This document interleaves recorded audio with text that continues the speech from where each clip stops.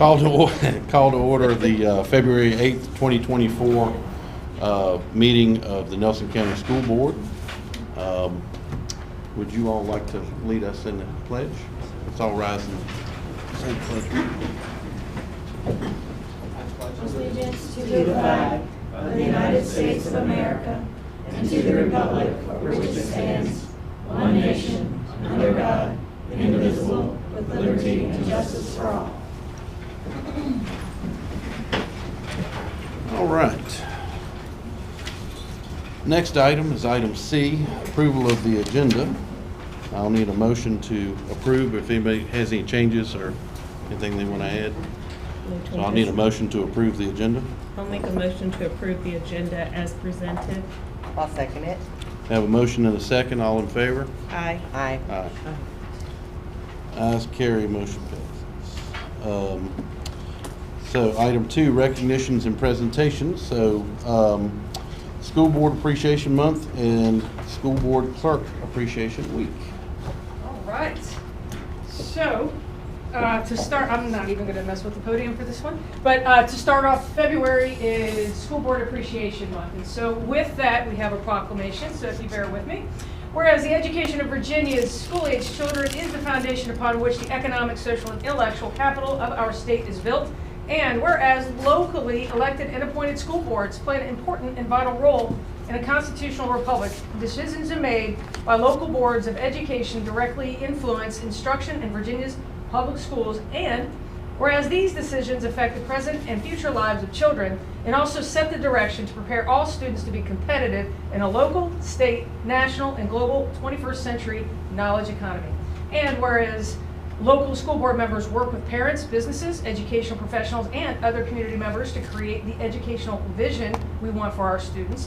And whereas this year's theme, the heart of education, our school board reflects the leadership of local board members as they serve their local divisions and advocate for public education with local, state, and federal leaders on behalf of students. And whereas School Board Appreciation Month provides an opportunity to celebrate Virginia's school board members who champion the mission of public education, now therefore be it, whereas Nelson County Public Schools recognizes the contributions of the state's local school boards to the academic success of its public school students and expresses its sincerest recognition to the local board members for their focus on the well-being and achievement of children throughout the state. And be it County Public Schools recognizes February 2024 as School Board Appreciation Month and encourages local school divisions and community leaders to appropriately recognize our state's dedicated school board members. So thank you so much.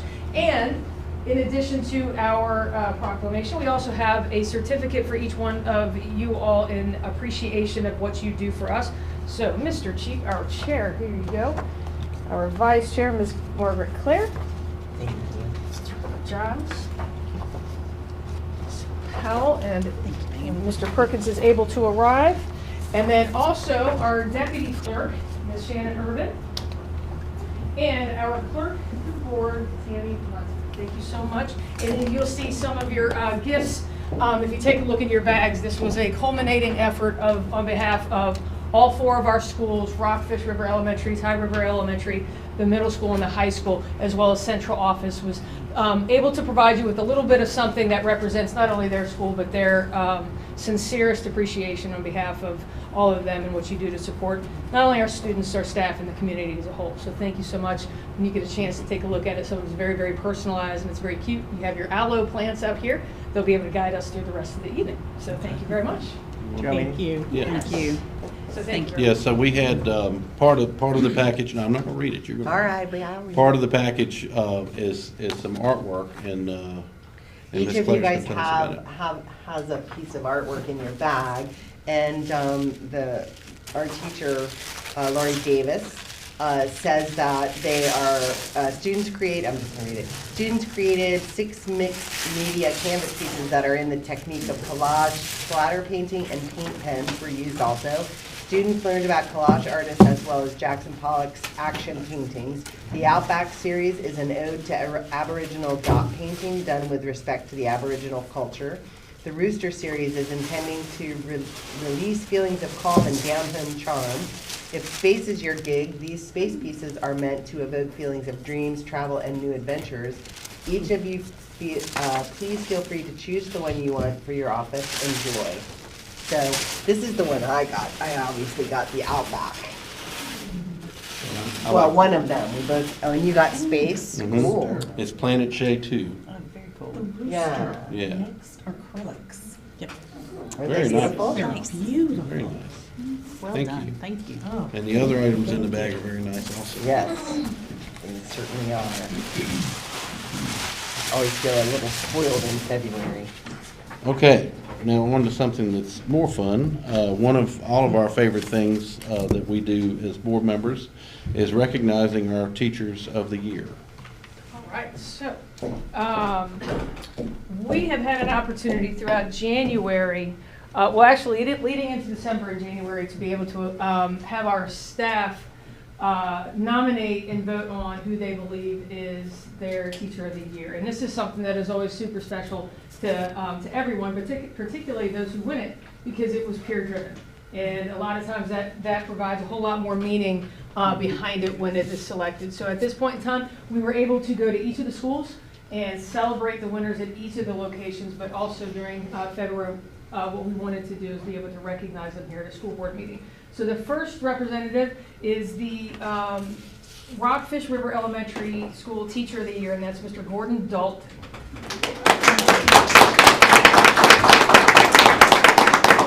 Thank you very much. Appreciate it. We're going to get centered here so everybody can see you. Very good, yes.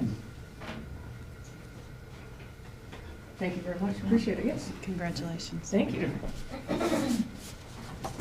Next up is Christy Massey, which I don't think she was able to make it. Christy Massey is the Teacher of the Year on behalf of Ty River Elementary School. So we want to say thank you very much to Christy Massey and all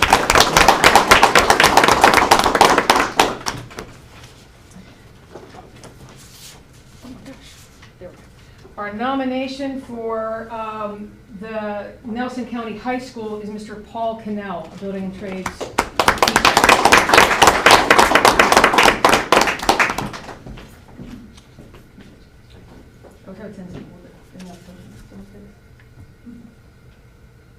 Thank you very much. Congratulations. And we had a fortunate opportunity to be able to go through and recognize the division winner. And again, we have our division winner coming out of Nelson Middle School, and that is Bethany Grooms. I won't make you come back twice, but you have your Nelson Middle School Teacher of the Year, and then you also have your Division Teacher of the Year. And just to share a little bit about Bethany, and you have to suffer by standing up here, because you might have seen her. She just recently had a nice news article in News in Advance that talked about some of the reasons why Bethany was selected, and was nominated by several different individuals. And a resounding reason why is the effort and the time that she puts in to work with her students. She's an agriculture science teacher at the middle school and also sponsors FFA, and has done a fantastic job really recruiting and building the program and doing a lot of great hands-on learning activities that build that love of learning, but also the knowledge base and skill within agriculture science that makes them really want to pursue that further on. But then spends hours of time being able to develop these activities and spend time with kids to be able to compete in various things like state fair and various competitions. Not only has just been recognized by her peers in the school, but also nationally in terms of being able to recognize our future, the educators that are working with our future farmers of America, and also just agricultural science and pushing it to a new level. But that's great, that's content, but it's also the way that she works with her colleagues and works with the students and brings a smile to everyone's face and is just genuinely kind and works to be able to help out anybody that she can. So I just want to say thank you very much. And she will be, she submitted her application to be able to compete at the state level. I believe that was today. We had to submit the application. So we want to say congratulations, best of luck to you again. We're going to get that picture, and here's a little something thank you from on behalf of Nelson County. So thank you.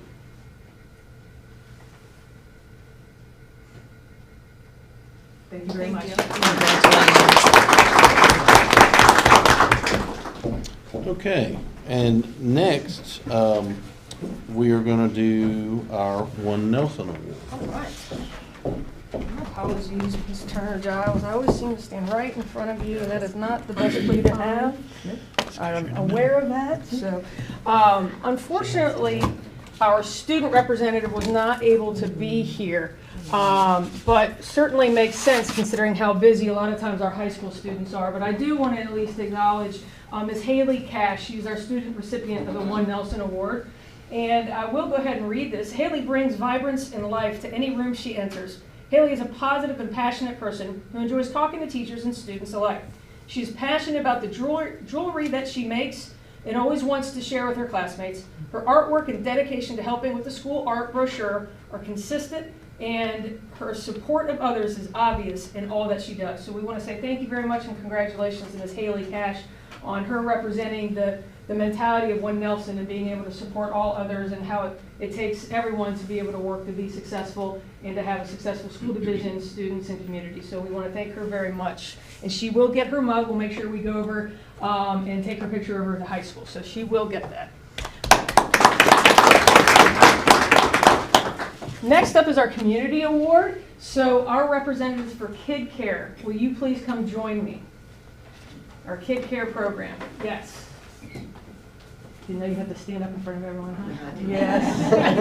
Yes. Front and center, too. You're going to try to hide behind that pole. These two can handle it. Yes, they can handle it? They can handle Okay. I just had the fortune of being able to talk a little bit prior to, because they both seem to have left right before I got here. So I don't know how I feel about that. But I know that they've already spent a great deal of time contributing to Nelson County Public Schools, but even after retirement, they have continued that dedication to support the students, and they've done so by volunteering to work tirelessly to provide food for students on the weekends, through raising money to do so through fundraisers and grants, and dedicating time weekly to pack for each child. Did you say you do that on Thursdays? So you're doing that after this, or they did it before? Okay, good. That make for a long evening. So they go ahead and they pack these lunches, and this is what our many of our children are able to take home with them so they can eat on the weekend. And this program was established 11 years ago and has been a blessing for our students of Nelson County. So we want to thank you so much, because as we know, when our students are hungry, they don't have a tendency to be able to focus as much and learn as much like most of us. So we want to thank you very much for being able to take your personal time and dedicate it to being able to support our students. There are a lot more of us who are Yes. involved in this program. Yes, it's just not you two? No. Well, you can appreciate that. So when I give you this one mug, I don't know, maybe put some candy in or food and share it. But we just wanted to give you something to show how much we appreciate you. So we're going to take a step to the right. Here we go. And one of you gets to hold that. And we're going to look at this nice. Yeah, you're right. All right. Y'all have to know, we've worked together for 20 years as well. Partners in crime a long Thank time. you. Thank you. Okay. So I'm going to give you this mug. And I don't know if you've seen this. What this is a one. She's gone. She ran away? What? Okay. What you get I is got this to go. well, exactly one Nelson, one Nelson. So, I've just seen it, but I don't know. thank you so much. Yes, thank you. See Oh, them you got the together. certificate, you got the mug. Yes. All right. Thank you. Yes. Yes. Thank you. should ask me that. Right. We're just causing problems. Okay, really. good. Yes. Consistency, Me. good stuff. Yeah. All right. Sorry. All right, last but not least is, oh gosh, I'm looking, not last, because we still have two more. Next up is our staff members, and particularly our classified staff members. And I want to invite Ms. Teresa Ragland up.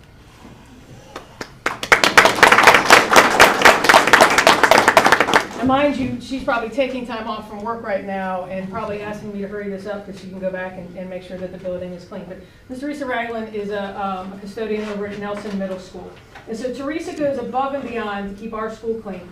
She never turns down a request for help and always gives her job 110%. Teresa also brings a positive attitude to work and will speak to everyone she sees. Teresa is dedicated and always willing to help when asked to do so. She willingly works extra hours when needed and takes pride in maintaining our school. She is a dedicated member of the NMS school community. I also want to add, she also serves on the superintendent staff advisory committee. And so it's always a great perspective to be able to glean from Ms. Ragland and just having another voice to be able to provide us feedback to make sure we're on the right track. So we want to say thank you so much for all your dedication to us. So I'm going to shake your hand and then give you this. We're going to take a picture and then you get your mug and you're going to run away, I know. Okay, here you go. Thank you so much. Yes, ma'am. And our second staff category that we recognize for the One Nelson Awards is through the certified staff. And so I want to invite Mr. Justin Durkee up.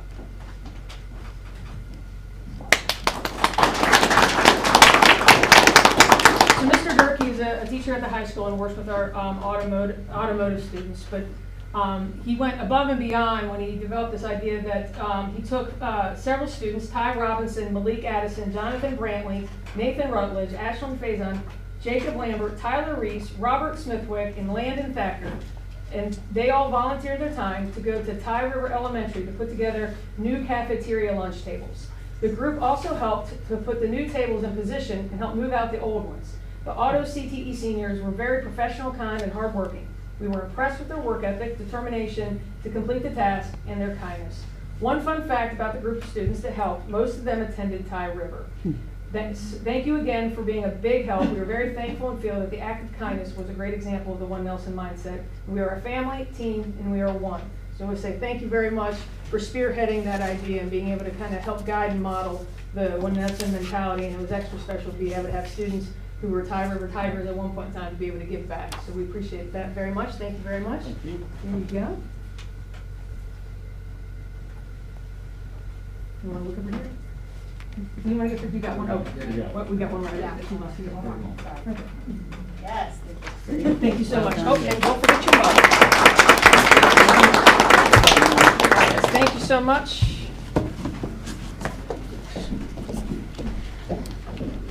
Okay, before we get to item 3, we normally will announce to everyone that after the awards recognitions have taken place, the people, if they choose to leave, they can. We have many, many interesting things to talk about tonight, so I know it'll be riveting. But if you need to leave, we understand. I love how Paul's wife left long before you did. Congratulations. Thank you all. Thank you. Okay, now we're down to item 3, comments from board members. Mr. Perkins, would you like to start us I off? have none. Ms. Powell. Just a thank you again to Tammy and to Shannon as the clerk month. You all are invaluable to what we do. And Tammy, a lot of things that you do go unseen, but we thank you for everything. You are the champion policy, keep us organized person out there. So thank you. Congratulations to all the teachers of the year. That really is quite an award to receive because it is peer nominated, but it says a lot about who you are and in your community and what you do. So congratulations, and an extra special congratulations to Ms. Grooms as she begins her trip down the teacher of the year at the state level. So lots of luck to her as she's headed down that pathway. And as well, congratulations to our One Nelson winners. That Kid Care is really a pretty spectacular program. If you've not had any exposure to it, it really is a labor of love and a gift to our families here.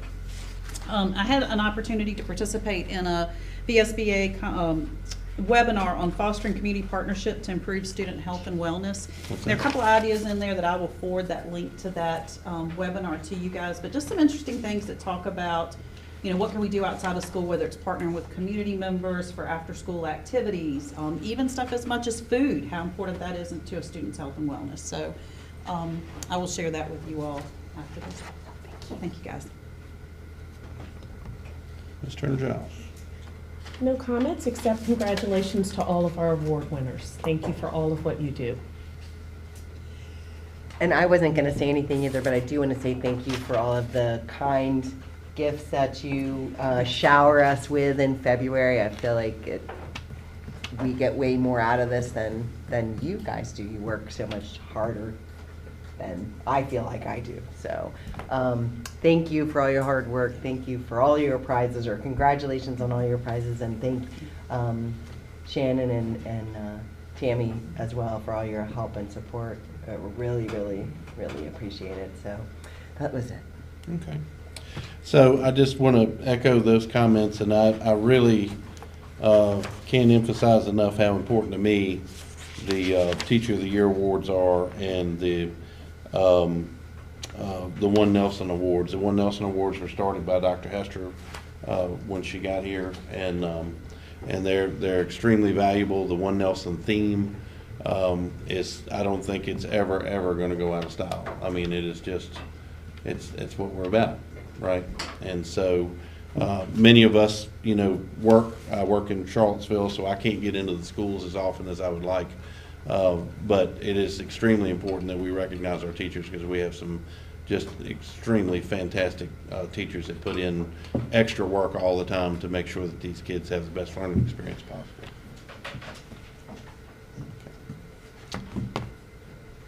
All right, important dates. Yes, important dates that we have coming up. It is February is National Black History Month, and so each of the schools, in their own way, do several different activities in order to celebrate various aspects of Black History Month. So we have that going on all throughout the month. It's also Career and Technical Education Month. So this is a big month for a lot of different celebrations. And so you'll see through Facebook and Twitter and some other social media platforms different facts or different things that how Nelson County Public Schools celebrates CTE month and the different various aspects that we have going on through our schools, because that is actually a big pathway for us, and we support that a great deal and believe in it wholeheartedly to be able to get back to our community and prepare our students for a local, a state, national, or even a global competitive market, for them to be able to develop the skills to have a job.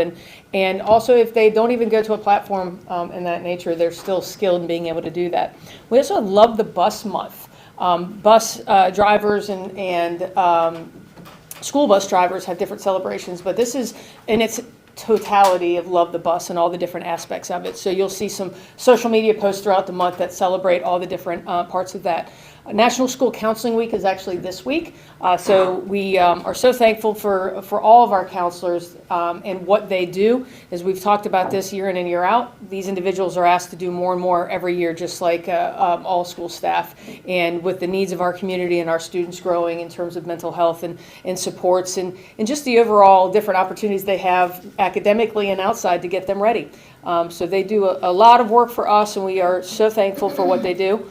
We've got National FFA Week coming up, President's Day holiday. February has already felt kind of like a long month, just like January. So we do have a nice holiday coming up, which is great.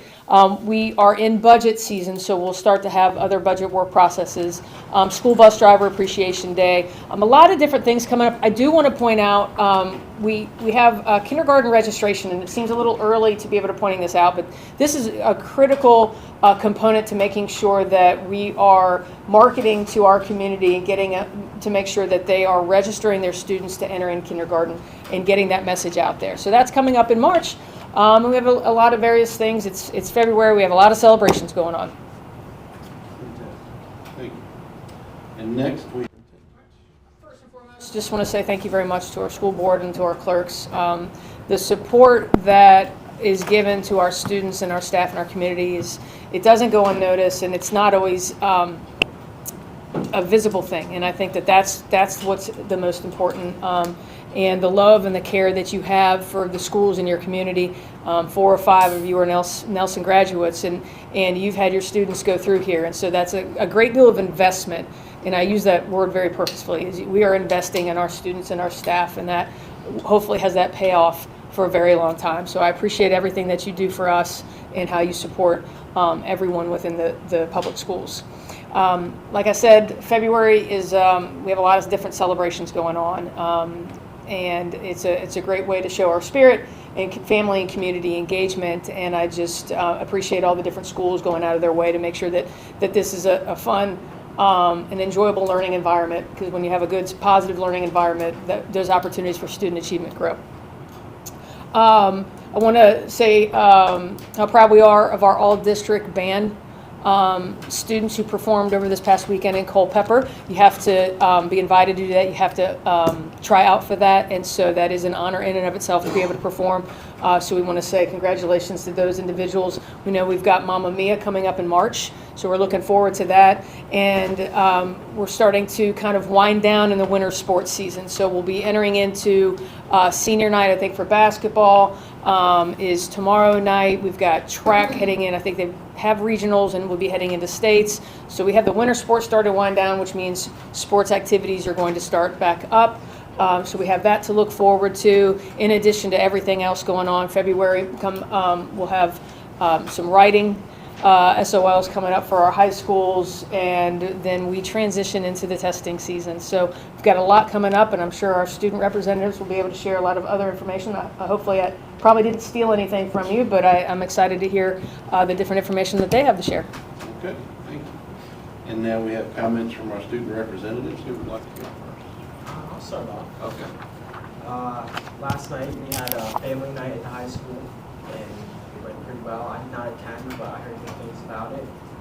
As you mentioned, Dr. Hester, spring sports are coming up. I'm really excited for that. It's going to start up in a week and a half, and it's going to be good. We also had reports come out yesterday, and this week and next week we're also selling, SNCL is selling strawberries, so everyone's getting really excited for Valentine's Day. Just kind of got a good spirit this month. And I'm sorry, thank you for bringing up the family night. That was a really great experience last night. The theme was, assisting families in developing the love of learning, and with an emphasis on the 5 C's.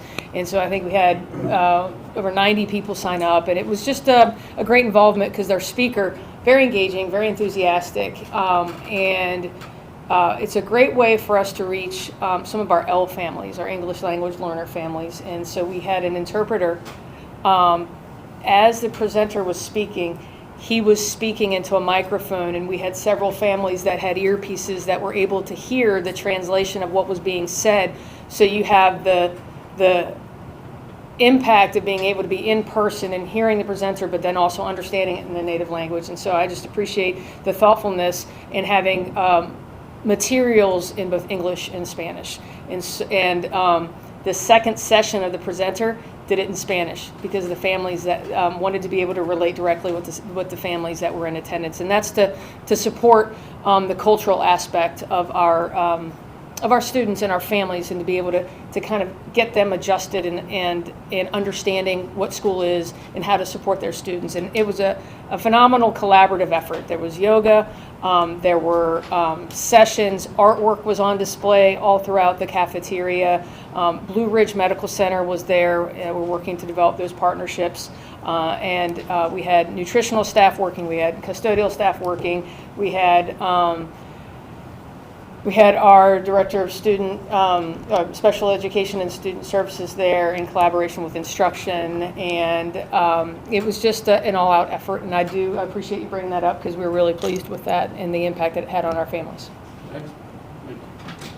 So as Dr. Hester mentioned earlier, this is budget season, and as such, in February each year we have 2 public comment sections. The first one is a budget public hearing, but the same rules will apply for both.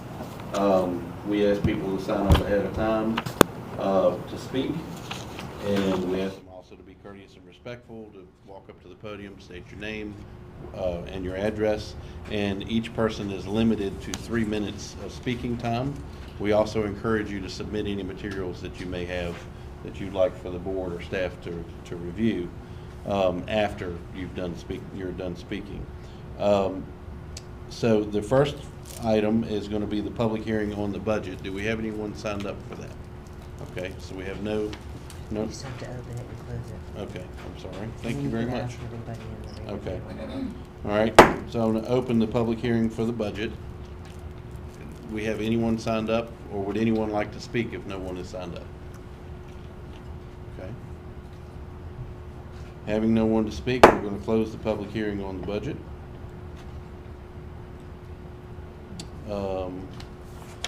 The next item is going to be comments from the public. We didn't need to vote for that. I don't know. I don't I just think- put I it don't- down as a Yeah, I question thought you to did. ask. I don't think we need All right, to do okay. that. No one's gonna argue. Because it's but- an agenda item. But we'll check it But out. we have comments from the public next, and these are general comments about any topic that someone wanted to. No signees for that either, okay? Moving along, item 8 is the consent agenda. That's gonna be meeting minutes, second reading, December 14th, 2023, registers for 2024. And then Yeah, for January 2024, excuse me. Okay, also the monthly financial report for January 2024. Meeting minutes, first reading, school board meeting of January 11th, and then the, okay. It's just the Yeah, consent that's it. agenda, is this, Yeah, just that's- this part. Yeah, got it. Yeah, Okay. okay. All right, so I will need a motion to approve the consent agenda. Okay, I'll make a motion to approve the consent agenda. all right. I'll second. All in favor? Aye. Aye. Motion carries. Okay. So next we have, the meeting, items for information, there we go. The, meeting minutes, first reading, for January 11th, 2024. I had misstated that earlier. Any questions about that? Okay. All right, moving on, item B is going to be the update on the capital improvement plan from Mr. Campbell. Oh, or from Ms. Irvin. Either one. They say that when folks are married, they start to look like each other. Well, Les and I have worked together a long time. We don't quite look alike. So, to give you a little bit of an update on the CIP projects that we have going on, I guess I'm happy to say that we do have an end date in sight for the finishing of our roof project at the high school. It looks like it is set for February the 16th, depending on weather, and that would be the total wrap-up and the folks off-site. So I know it's been a long and arduous project, but I think that the folks over the next 20 years are going to be very thankful to be dry. So glad to see that project come to fruition. In terms of the renovation project, we've labeled this Phase 1 and Phase 2. For Phase 1, basically they were all of the grant-funded projects that we had identified, and we're working with those vendors. We've paid all of our initial deposits. Many of them needed at least half the money up front, so those have been made. We'll be filing with the state to get reimbursed those funds, and we're hoping to get as much done before June 30th as possible, because the way the grant is, the language of the grant is that it's subject to reappropriation by the General Assembly. So we don't want to have anything at risk of not getting reappropriated. So we're working really hard to get that done. The air-cooled chiller that we purchased through Honeywell, I think it was ordered January of 23, so a little over a year ago. It's scheduled to be delivered on February the 19th, which is President's Day when no one is here. And the installation is expected to take 12 days, and they hope to do much of it over spring break if possible. That tells you the lead time that it's taken to get that equipment in, that some of this is going to be delayed. For Phase 2 of our renovation project, TrueScan has come in and they have done their scanning work of the high school. They completed that on January the 18th. And then we also have a site study that has been performed by the Timmons Group that the board will need to delve into to determine what level of fix do we want for the high school, middle school, parking lots and roadways. Of course, they come at different price tags and different levels. So I think that's going to be an important thing to look at in terms of the scope of the larger project, because you could spend all of your money outside and not have any inside if you're not careful. So I guess that's it for me. Do you have any questions that I could answer? Nope. All right. Thank you very much. Thank you. Okay. Any discussion or questions on that? All right, next we have a presentation by Mosley Architects on the NCHS renovation project update. Good evening. Welcome. My name's Jim Henderson. I'm the leader of the design team for this project for Mosley Architects. So I'm an architect by training, but I'm representing a whole bunch of different disciplines, all the engineering that is going to be part of this project as well. So don't ask me any really hard engineering questions. I can cover it. So as we worked through the facility study last summer and fall, we identified a lot of need, obviously, at the high school. And as we're in the early phases of the high school renovation project, our real goal is prioritizing those needs and making the needs align with the budget, and also giving you information so that down the road we can plan for pieces that we recognize need to be completed, but probably won't fit in this budget for this project. So giving you some planning tools down the road is also part of this process. On the screen right now is sort of a construction history diagram. This was just pulled from the study, just to kind of orient you on where we're really focusing our efforts. The original building in that pale green color, the CTE edition in the sort of goldenrod color, that's really where we're focusing our renovation efforts on this project. That represents about 150,000 square feet of work area. In the middle school and the dark green areas, the addition to the high school and the middle school that was done in 2003, we're really not doing a whole lot of work there because the most pressing need is, again, in those older pieces. We are doing a few things there that I'm going to get into in a little detail down the road, but just kind of orient you as where we're focusing our efforts. Go ahead to the next slide. So as Shannon mentioned, we worked with Les and his team to help identify items that could be piecemealed out and contracted directly with contractors. And so that represents the list that I think you have seen before. So our part of that process was developing some scopes that they could share with the contractors, and then reviewing the proposals that came back. We're also working and following with Les and to understand the timing of when these things are going to happen, so that will impact how we incorporate them into the larger project. So that's ongoing. But the big part of it is, you can go on the next slide, is what we're calling phase 2, which is the high school renovation project. As Shannon mentioned, we've identified some needs on the site as well as the building itself. There's some portions. The bus loop has some issues with one of the drainage structures has failed, and frankly, the paving sections are deteriorating quite a bit. There's some drainage issues around the greenhouse area that probably need to be addressed before they cause more problems. The bus loop entrance road has some paving problems that appear to be continuing. So we have some options in our thoughts about how to address that, from a basic patch type situation, a mill and overlay, to replacing a lot of that section of the road, and that comes with very different price tags. The middle school parking lot is also in very poor shape, and one of the structures there is also in poor shape that needs to be addressed. There are some items that I already know are going to be pushed to the future, which would be the high school parking lot is in relatively good shape, and the track and field, there's some opportunity for ADA improvement. So if I know there's been talk about long range about possibly a project for concession, field house type project. If that were to happen, that would be the time to start thinking about some improvements for accessibility to the field areas.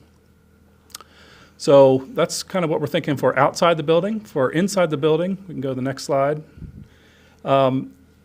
This is really kind of focusing heavily on the mechanical, electrical, plumbing aspects of those original pieces, or the original piece in the CTE edition. So one of the big issues in the original building is the plumbing water lines are past their useful life. So a big part of this project will be replacing the domestic water distribution throughout the building. That is going to be fairly intrusive because it runs all the way through the building, right? So as part of that, we will be adding another water service to the building, which will give us some flexibility to isolate portions of the plumbing system. Like, we can completely isolate the middle school from the high school so that they're not impacted when we're turning off pieces of the the water system to replace it. So that's going to give us a little bit of flexibility down the road. Mechanically, it's a fairly comprehensive replacement of replacement of the mechanical systems as well as a fresh air system. It'll be a much more current system than you have now. So some of the issues you have where you have to turn on the heat and forecast a couple days of when you're going to need the heat and figure out when you're going to need to turn on cooling. It's going to be a lot more agile system, allow us a little bit more comfort level down the road. We are identifying pieces that we think could be reused, but those are also, like the boilers in this case, I think those could be reused, or continue to be in service, but we're also forecasting when we think that those are going to need to be replaced. So you all can start to plan for that as well. Electrically, the building is really deficient in terms of just a number of outlets for a contemporary building, right? So we'll be adding electrical distribution from like the plug level all the way up to the panel board levels. Since we'll be working on all the piping, there's an opportunity in the ductwork, there's opportunity to replace the lighting and have much better lighting throughout the building, much more efficient lighting. The fire alarm, a lot of the upgrades to the original building, there were upgrades to the original building when the middle school was built, but the CTE piece did not get any of that at that time, so we'll be bringing that up, so it's all sort of one system tied together. We can go ahead.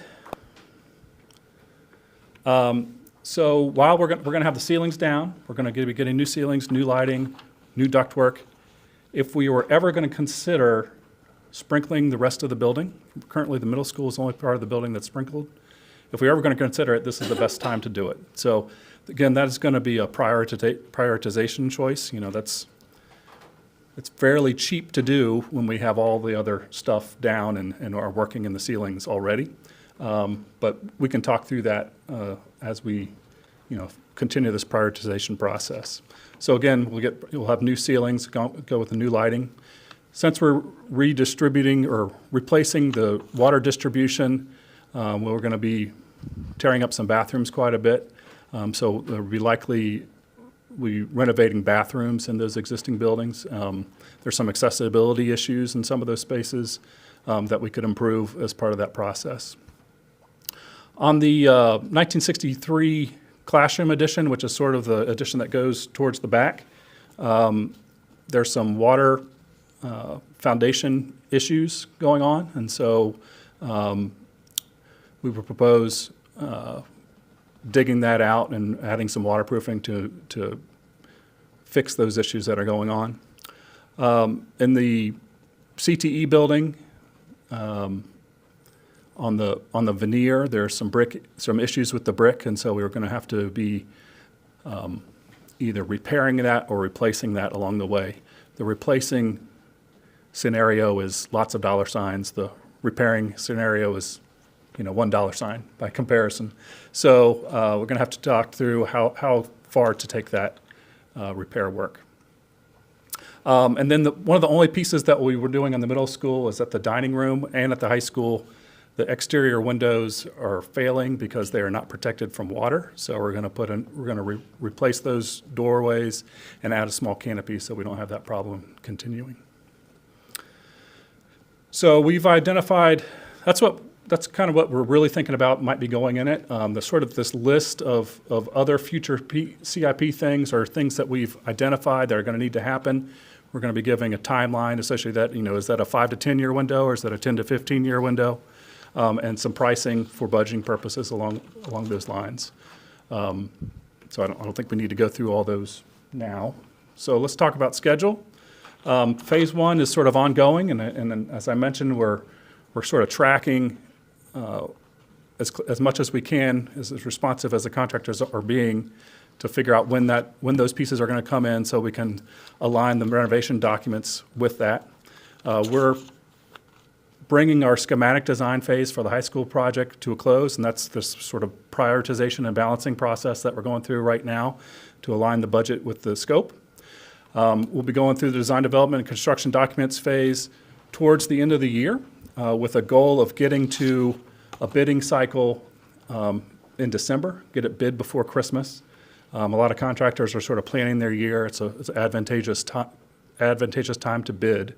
And then as you've seen by the cooling tower replacement or the chiller replacement, or the one that's been 14 months in the making, the construction world lead times are long. So that's why we're targeting getting to a contract in January of '25 so that we have until the next summer to do the shop drawings and get pieces of equipment ordered so that we can take advantage of the summertime, because the two summer times that we have planned for this project is going to be the most intensive part of it.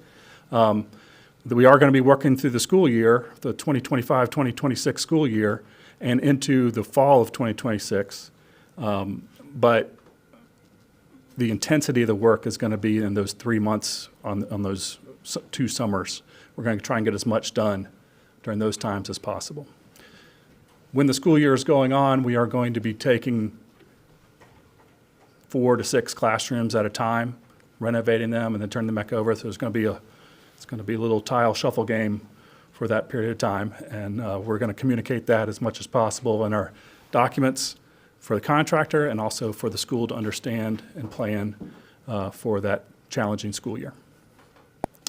Go on to the next slide. So I've just kind of identified the costs that we know at this point, with our total budget being about $24.5 million. We know what those phase 1 costs are because those are under contract, so that's $2.5 million. We know we've estimated what our project costs are going to be. So a project cost would be design fees, inspection and testing, hazardous materials abatement, surveys, borings, commissioning, furnishings, and planning for contingency during the construction phase.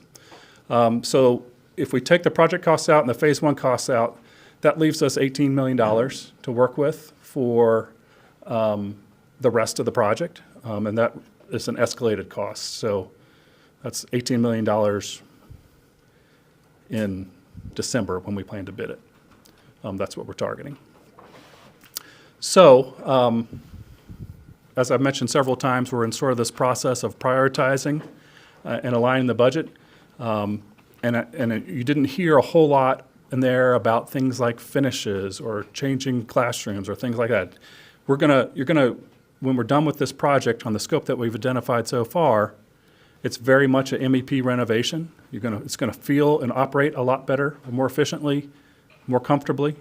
But you're not gonna see a fully refreshed building in terms of architecture, finishes, casework, and things like that. It's just not in the budget that we have right now for this project. We can obviously budget for that in another project later on and help you plan for that, but it's not going to happen unless we change our priorities. Anybody have any questions?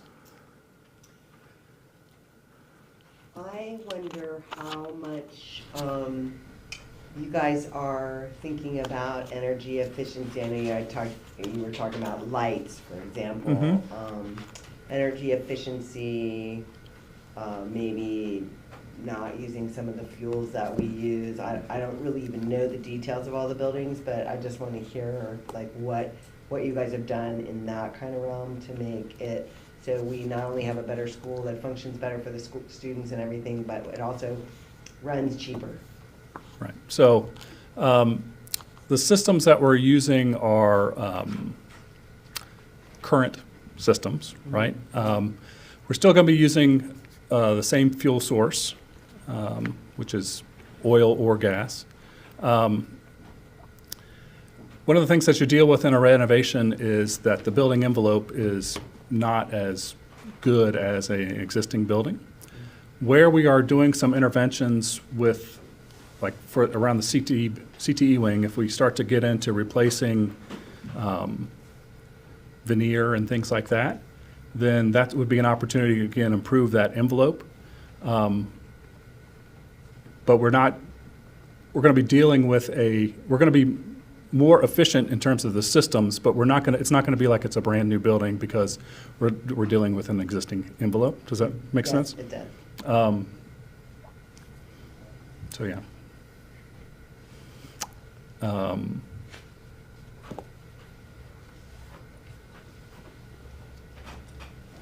Any other questions? That's gonna be the most frustrating part about this, is we're gonna look at it and see $24.5 million, and people, while they may feel a difference, they're not gonna see it, and we're just gonna have to really communicate as we're going through this project, all of the things that we're dealing with. 1963, 69, 70-year-old materials. So I just think we're gonna have to be very clear in what we're doing, how we're doing it, why we're doing it, because it's gonna be frustrating, I can see, to the public, where they're not gonna be able to automatically walk in and see this very refreshed classroom. Right. May run better, but it's not necessarily gonna look a whole lot different. Right. So in broad numbers, 150,000 square feet, and if we take out some of the sort of line item things that we're going to do, we're down to about $107 a square foot. A brand new building, is well over $300 a square foot, probably $350 a square foot. Like a fully comprehensive renovation, where we are moving walls and addressing everything in a building, is going to be 2/3 of that.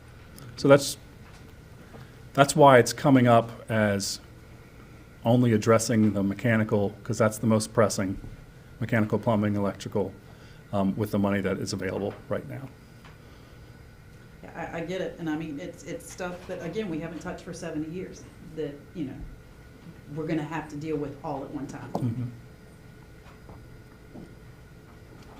But if we have more than one socket in the room for everybody to plug their laptops in, we're going somewhere. We're going ahead of where we are. Well, So, and so I'll say, I think your point is well taken. We need to explain to people, the average layperson, what this means, because in 2003, we had a fantastic addition and a facelift, if you will, Mm-hmm. on the existing building. We had a fantastic addition put onto it for the middle school, but that was 21 years ago, and we had systems that were put in place. But to that point, when I talk to staff, when I talk to Les, when we talk about these things, that 5-inch water line that they have is an odd size. It's really, really old, and they're always fixing it. And at some point, somebody's going to say, yeah, we don't make parts for that anymore. He's already struggling to find them. Right. Same with the elevator, which is 40 years old, and all of these things. And we have problems in the school where we have trouble replacing tiles on the floor and the walls. We have to go to new old stock that we had left over from when the building was built or whatever, because you can't source those things anymore. And I wish we had another $25 million to put into it so we could make it really pretty. But this is going to pay for itself over the long haul, and cost savings from fixing and repairing things, having catastrophic failures, and some energy efficiency too. Right. When we change the lighting, that's going to help a lot, and I think some of the HVAC systems.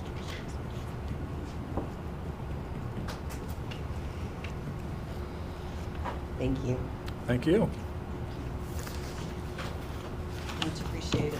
Yes, thank you very much. Okay, next, we're going to have a presentation plan of finance from Davenport Public Finance. Good evening. My name is Ben Wilson. I work with Davenport Public Finance, and we serve as financial advisor to the county. And really, we're not asking you to take any action tonight. This is meant to be informational, because over the next couple months, we're going to start going out to get some financing for the beginning costs of this project. So I believe you have this in front of you, which I'm going to walk through mainly the front part of it. There's some more information on stuff that will be dealt with later on this year, and I'll touch on that briefly, but the first 5 or 6 pages is really the bulk of what I'd like to go through today. Now, we've been working with the county for over a year now on a big plan of finance for county projects as well as school projects. And we most recently went to them in December and gave them an update on where things look at this time. And part of that big analysis was, one, a county facility for the Department of Social Services, and that's a little bit under $10 million. And then also this school renovation project that you just heard a lot of information on. So this is very good to dovetail into this part of it. So that analysis that we did assumed that both of those projects are going to be financed on a long-term basis, 25 to 30-year debt. But we don't want to go out and do that until we have a better idea of what the actual costs of the project are going to be. So knowing what we just heard about the bidding happening at the end of this year, but costs potentially beginning over the next couple months, we want to put a facility in place to allow the county to make payments and not have to pay cash out of pocket and then reimburse themselves. So that's big picture what we're doing here. If we flip to the next page, again, this is just mentioning what I've already gone over there, is we don't want the county to have to use all their cash to fund the early stages of these projects. So we're going to go out and get a short-term financing, what we've called an interim financing in here, and we'll do that with a bank. We'll go out to a bank and get that, and that financing will only be for a year or two, and it's not going to be for the full amount of the project. And then when we come back in later this year and we know the costs of the project, that's when we'll go out and get that long-term permanent financing. We'll know the total cost of the projects at that time, and we'll be able to pay off this shorter-term note at that time as well. So it's all going to get rolled into that long-term financing, but again, we're just trying to provide some cash flow flexibility here on the front end. Now, on page 4 there, the right side is essentially what was just presented to you. They're working on design now. As you saw, some things are still in flux. We don't know exactly what the project's going to look like until we get to the point where we're bidding late this year. And so, again, we don't want to go out and borrow for $25 million if something comes back and say, oh, well, it will only cost $20 million. We don't want to overborrow. We also don't want to underborrow and have to go out and get more financing if the project comes in higher than what we're projecting right now. And the same thing with the DSS building that the county is doing. They're on very similar tracks. That design is looking like it'll wrap up a little bit sooner. So there are going to be some decisions made later this year on how that permanent financing is acquired and what sort of program, or if the county will go out and get that directly. And I can talk about that a little bit later on. But yeah, so just based on the timing of these projects and when we'll know these different variables, this interim financing makes sense for right now.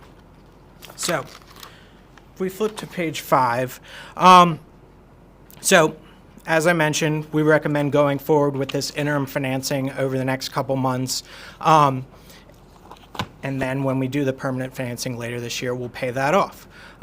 We expect that this interim financing will be secured by a school facility, so probably one of the elementary schools, just based on the size of the school project. Because, as you'll see in a few pages, the permanent financing, we aren't anticipating that any sort of asset is going to be needed as collateral on that. So this elementary school that might be used for this would only be secured or tied up for a year or two at the very most. And in doing that, we will also need to involve the Economic Development Authority. They'll act as a conduit issuer, and it's really just a legal structure of how this can be done in Virginia. And the EDA is really the one issuing the debt. The county is the one that's making the payments. And that all is tied in with you all in the sense that it's a school facility, so you all will have to give your sign off on this financing because it will be a school facility that's going to be used as collateral. So the way that we will plan on doing this is Davenport, and we do this all the time with many clients throughout Virginia, is we'll send out a request for proposals. We have a list of over 100 banks, both locally and nationally, that frequently will respond to a financing of this sort. So we'll send that out, and if we flip to the next page, we have a preliminary timeline for this financing. We're meeting with you all tonight. We're meeting with the county board next week to give a very similar presentation. And then we just set the EDA board meeting as well for the week following. And after we talk with the EDA, we'll send out that RFP to banks, and we'll give them about 3 or 4 weeks to review the terms that we're requesting, and they'll give their proposals back to us probably around the 3rd or 4th week of March. We'll have a little bit of time after that to review those proposals, and then we anticipate going to the Board of Supervisors on April 9th and presenting those proposals. They'll be able to pick the winning proposal, whoever provides the best financing for these projects.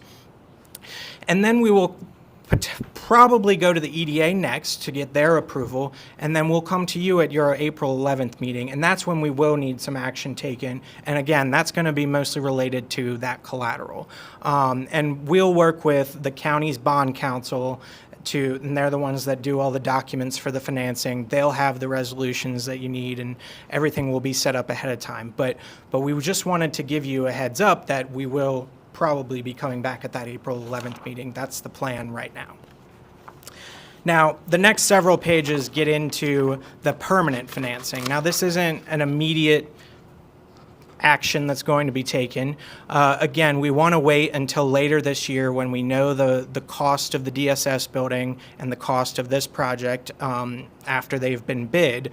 And based on the options available, there are really 3 that these 2 projects could be funded through. The first being the Virginia Resources Authority. Now, that is not open to school projects. So for you all, that's not going to be an option. But very similarly, there's the Virginia Public School Authorities program, where they go out in the public markets, they issue bonds, and you essentially borrow from them. The county does. Now, that's a great program because it gives you access to the public markets without you having to do all the legwork. Now, the third option there is the county doing the legwork. Now, there is benefit to doing that because Virginia Public School Authority only issues those bonds twice a year. So you can only get that funding in November or in May. So just based on the timing of when bids will come back, it might make more sense to go forward with a county issuance.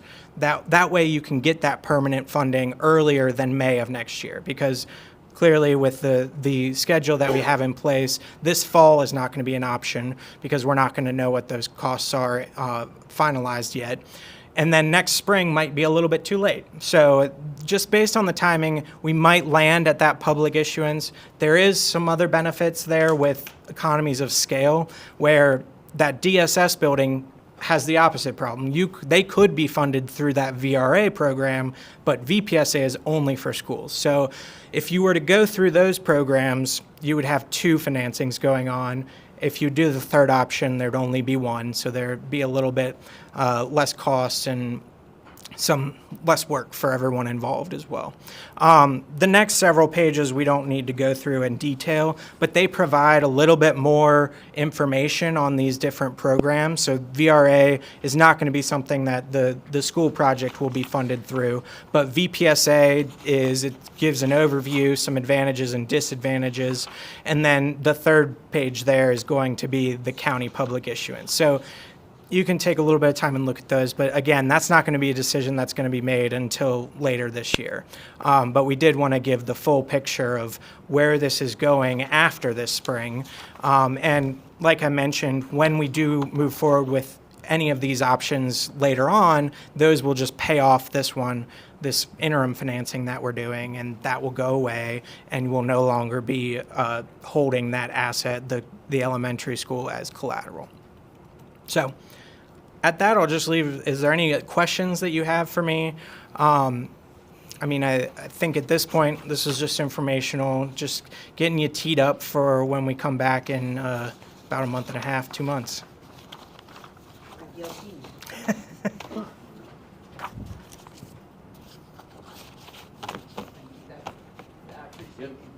The only question I have, I mean, I understand the short-term financing, that's more of a bridge loan or maybe a beginning construction loan. Yes. The payment of that, because we would be putting up collateral, would that be flow through from the county? The county Or the will, county would pay directly? the county will be paying that directly. Okay. Your only involvement will be that the school is the collateral. Okay. And you all will need to pass that resolution, whatever the lawyers say needs Right. to be done at that point. But financially, it's really the county that's going to be on the hook for this. All right. Thank you All very right. much. Thank you.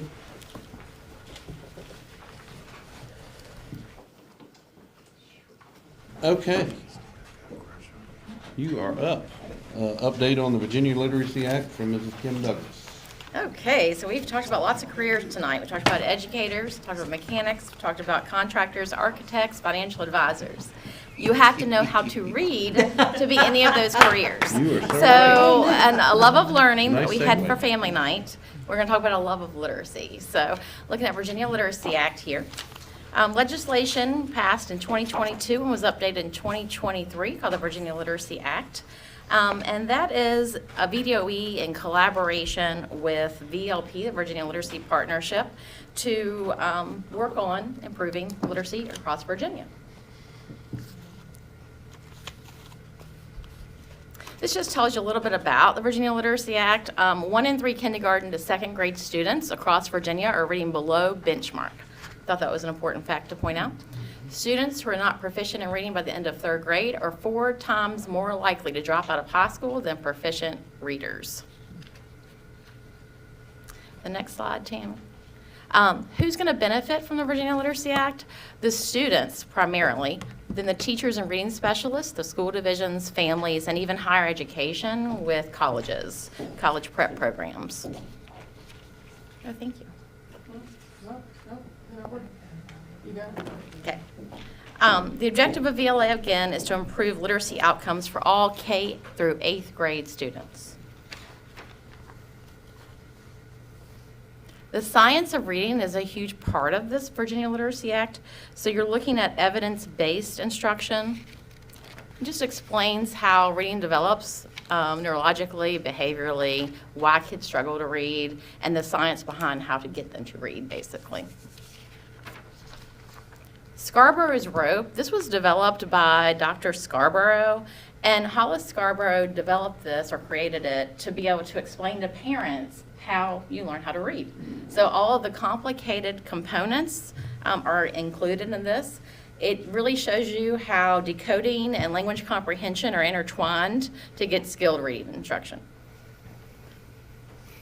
The Virginia Literacy Act uses some of that knowledge with that science of reading to prepare teachers, partner with families, align the curriculum, and require continuing professional development. But it's not just evidence-based, it's also the science-based part of reading. You'll hear a lot when you hear about the Virginia Literacy Act about explicit and systematic instruction. So explicit are skills taught in direct, clear, and structured manners. And then you have the systematic skills taught in logical and sequential order. And it takes all of those components with that science base to create this plan. We need it to reverse the trend in literacy levels. To provide support for increasing numbers of those at-risk readers, and then to provide teachers with that evidence-based instructional strategies and curriculum.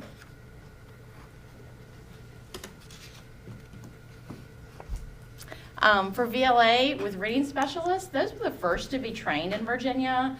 The way legislation was written, reading specialists had the first layer of the financial components and what was put into this plan. So supporting the teachers is part of their duty under VLA. To really work with the administrative team and the instructional leaders in the building, using data to shape that instruction and collaborating with all stakeholders, including parents. For teachers, again, looking at the curriculum, that's something that the state has done. They went through core curriculum committees. They actually had interviews to develop teams of committee members. We had 2 folks that served on this. I served on a committee for supplemental instruction, and we had Susan Cargill in our county serve on a committee for core instruction. And we went through the curriculum itself, and we went through checklists. It took about a month for each of the programs. They went through 2 core committees for the development of that for the list for Virginia, and they're going to currently go through supplemental for a second go-round and then intervention. The VLA approval process had those teams create those. They listed them on the VDUA website for approved curriculum. In January, we just got a list for the final core, so we now have that list to pull from on what's approved. And supplemental and intervention will come. That's supposed to be spring of 2024. The teachers have that approved literacy screener. I think the last time we spoke, I'd mentioned PALS has transitioned to VALS. VALS is creating a literacy screener for K-3 that's different than what we've had in the past, with different layers of benchmarks and what that looks like for the results for our teachers and students. Teachers will use that student level data. They're going to inform not only each other and work collaboratively with those data walls, those other components that we use through assessments, but they'll also work with parents. So now there'll be an actual report that we sit down and meet with parents on and review students' assessments, what those results look like, and what supports they can use at home to help their students at home. And these teachers will then participate in PD, professional development, that will help support them in the classrooms. This is for a division leader. There's lots of transitions this year, so into 2024 fall. This has been a couple years in the coming, but we'll have to develop a literacy plan. Canvas courses for reading specialists, but it's not just reading specialists. They have those for teachers, and they have those for administrators, principals, and for division leaders. Student reading plans that I just spoke about, and then curriculum. They say their choices or flexibility for the roles of the reading specialist and how we use them in our buildings, a walkthrough tool that can be used, and then teacher training with these other courses. This is the overall, so just some resources. I just threw that in there so you could get an idea of what those might be like and what's being offered and what to support our division and what we have to work on in our division. These are some samples of supports that VDOE and VLP have developed. This is just some modules, some series, some resources that they have online. Right now, our reading specialists are actually working on those, actually 9 modules, because one is to develop and work on what that VALS assessment will look like. So they have 9 months to complete that process, and each module is taking them about 2.5 hours to complete, to let you know the time investment in this. The teacher modules have not been rolled out yet. We've asked about those in December, so we're waiting for those to be developed and then put out to the state, and ones for principals as well.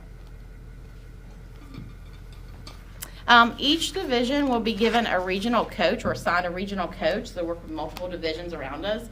So that regional coach from VLP will be helping with just supports. They'll be helping with those 9-month Canvas courses and preparing those and any questions on those. They'll have in-person reading institutes. We're starting those, I believe, next month. And then a support for division literacy plans and student reading plans. They'll be in our school some, so they'll go in the middle school and both elementary schools, and they'll also support with those reading plans and just give some sessions with us as far as our administrative team and our reading specialist. This is what's required. Again, the Canvas courses, the training, the curriculum, all the things we've talked about to this point. Every student in kindergarten to grade 3. This started off as a K-3 initiative, and then it transitioned to a K-8 initiative. So with the K-3 part, core literacy instruction from evidence-based literacy curriculum, which may mean that we look at a book adoption earlier than we originally were going to do that in our cycle, receives additional evidence-based instruction intervention outlined in the reading plan if they don't meet literacy benchmarks. So that's for anyone below level. Every family of a student in kindergarten to grade 3 will have access to online evidence-based literacy instruction resources to help their child develop at home. So a lot of that home support can participate in the development of their child's student reading plan. They meet with the reading specialist, they meet with the core teacher, and they discuss the progress and then give input, what they'd like to see their child, what supports in the classroom, what's needed at school. They'll give input for how they're performing at home and what they'd like to work on with the teacher. So every teacher of students in kindergarten to grade 5, we transition to grade 5 now, will have that curriculum, number one. So we're starting with an elementary curriculum process. So they'll have that core curriculum that's already been approved. We have to now go through that process of looking at what we'd like to adopt. Access student learning using approved literacy screeners, those new screeners from VALS. They use student level data to inform both whole group instruction and individualized instruction. They have that pre-service preparation and that in-service training that they will get from both the state and then what we have for in-service here in our county for professional development in the science of reading. For the reading specialists, they'll coordinate and implement those intervention services. They'll develop the implementation of these plans and monitor them. And then they'll provide that student progress to the teachers and work with teachers, and then actually help in the development of those reading plans, and then meet with families. For the division, that division-wide literacy plan we spoke about, looking at that, again, evidence-based curriculum, the staff, looking at the staff with PD supports and looking at reading specialists. We didn't have a reading specialist at the secondary level. We now do because of VLA. We were looking at what that 550 students in kindergarten through grade 8, looking at what that would look like as far as ratios. So we have secondary support now, and then provides PD and that evidence-based literacy instruction that's approved professional development in the science of reading, and then receives coaching and support from those literacy coaches that are across the region. So this just talks about some of the teacher preparation programs with colleges, so that money's going towards that, the curricular screening, the PD, and the family partnerships. And I now want to show you what we've done to this point in time. So in 2019, we had a literacy audit. We're thrilled that we've done that because it got us ahead of the game. So when we invested the money in that audit, we changed a lot of practices that we had in our county in K-8. We looked at an aligned curriculum. We started looking at support strategies for teachers. We looked at support intervention and materials we were using. We looked at that alignment of those materials and assessments. There's a lot that was created. We also started training our teachers in IMSE. That started with kindergarten through 3rd grade. We expanded to K-5 and now K-8. So that was the implementation of that with science of reading. So this has been several years in the works. Now the VLA is out, and we were thrilled to see some of those expectations. We already have a division literacy plan. So we've had one for several years now. We update it annually. So we do have that. There is a template that the state put out just last month that now has the expectation of how we need to recreate that plan, but we actually have a good, solid plan. Students' progress plans in K-3, those reports that I was talking about, we started that as a pilot last year in the spring. So we already have done this. We have a plan. We meet with parents that are students that have below-level students working in classrooms. We go over that plan and we provide supports. It was a pilot for us in the spring, and now we're going to refine that, and we're going to use the template that the state puts out. The parent reading conferences did occur at that same time. Science of reading, professional development, I talked about IMSE and some things that we've done and strategies for PD. This year we had a huge literacy initiative with that, so we had a lot of supportive PD for our teachers in K-8 and in 9-12. PD plan for the division. We had that listed, and I have some links to that for you, just to talk about what that looked like throughout the year to this point, and that ELA focus. The literacy committee, we meet monthly. We have a team of educators that come together once a month. We invite parents to some of our meetings for Title I meetings, but we also meet individually as far as that literacy committee goes. And then we kind of vet what we're doing in our schools. We have this audit that we use every year. We go through with the support systems that we have in place. We talk about every child and their progress through mapping them. The elementary instructional coaches we already have in place. We have a reading specialist now, like I mentioned, at middle. Secondary reading specialist, core instructional materials review. We've done that. We actually went to Augusta County 2 Mondays ago and went to they had actually had some representatives from the publishing companies of the approved core curriculum. One of the directors said that we could attend their review. So we went there and we sat in with a team of our reading specialists and our instructional coaches. And then we were going to meet again tomorrow to review the updates on what we learned from that day. And then VLP intake meeting, I've actually met with the Virginia Literacy Partnership coach, and we went through and talked about where we are as a division. It was a positive end to that meeting because, again, they mentioned that our audit got us ahead of the game and that we're further beyond most divisions around us, so we were excited to hear that. Attendance in VLA and VDOE meetings, we do that currently. We had a meeting last week. And then reading specialist training for VLP, and they have attended that. They're working on those modules now. Again, what we have not done is the core approved curriculum. We need to now meet the needs of what list has been presented to us. So that's why we went to Augusta, and the supplemental and intervention materials, which haven't even been approved yet. So we're working to see what that looks like. So lots of new, as you see up here. Supportive students, but lots of new across the board in K-8. K-5 is the first go-round. A lot to change for the fall of 2024, but we're ready for the challenge. So.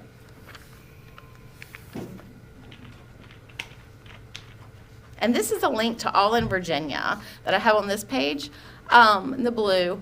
And it talks about what that is. We have already implemented our tutoring plan, the academic tutoring. We have submitted our division spending plan. That's been a couple months back. We started the program for after-school tutoring. This is, again, something the governor's initiative to kind of combine Virginia Literacy Act, chronic absenteeism, and academic tutoring and support our students that way. So there's funding that's been provided where 70% of that funding actually went to the tutoring in 3-8 for high-intensity tutoring, which we have during the day and after school hours. 20% of that funding went to the Virginia Literacy Act initiative, and then chronic absenteeism was 10% of that money. That's over a 3-year span. So all this led up to that. And there's our NCPS plan that also linked at the bottom. Tammy, can you go back 2 slides, I believe? One more. There you go. If you look to the links in your, I won't do this now, but each of those pictures has a link that you can go to the plans that we currently have in place. And again, those will be updated with the new templates from VDOE. So the reading plan is on there, the PD plan, the literacy plan, excuse me, the PD plan, and the student reading plans. Okay. Any questions? Sorry, it's a lot of information.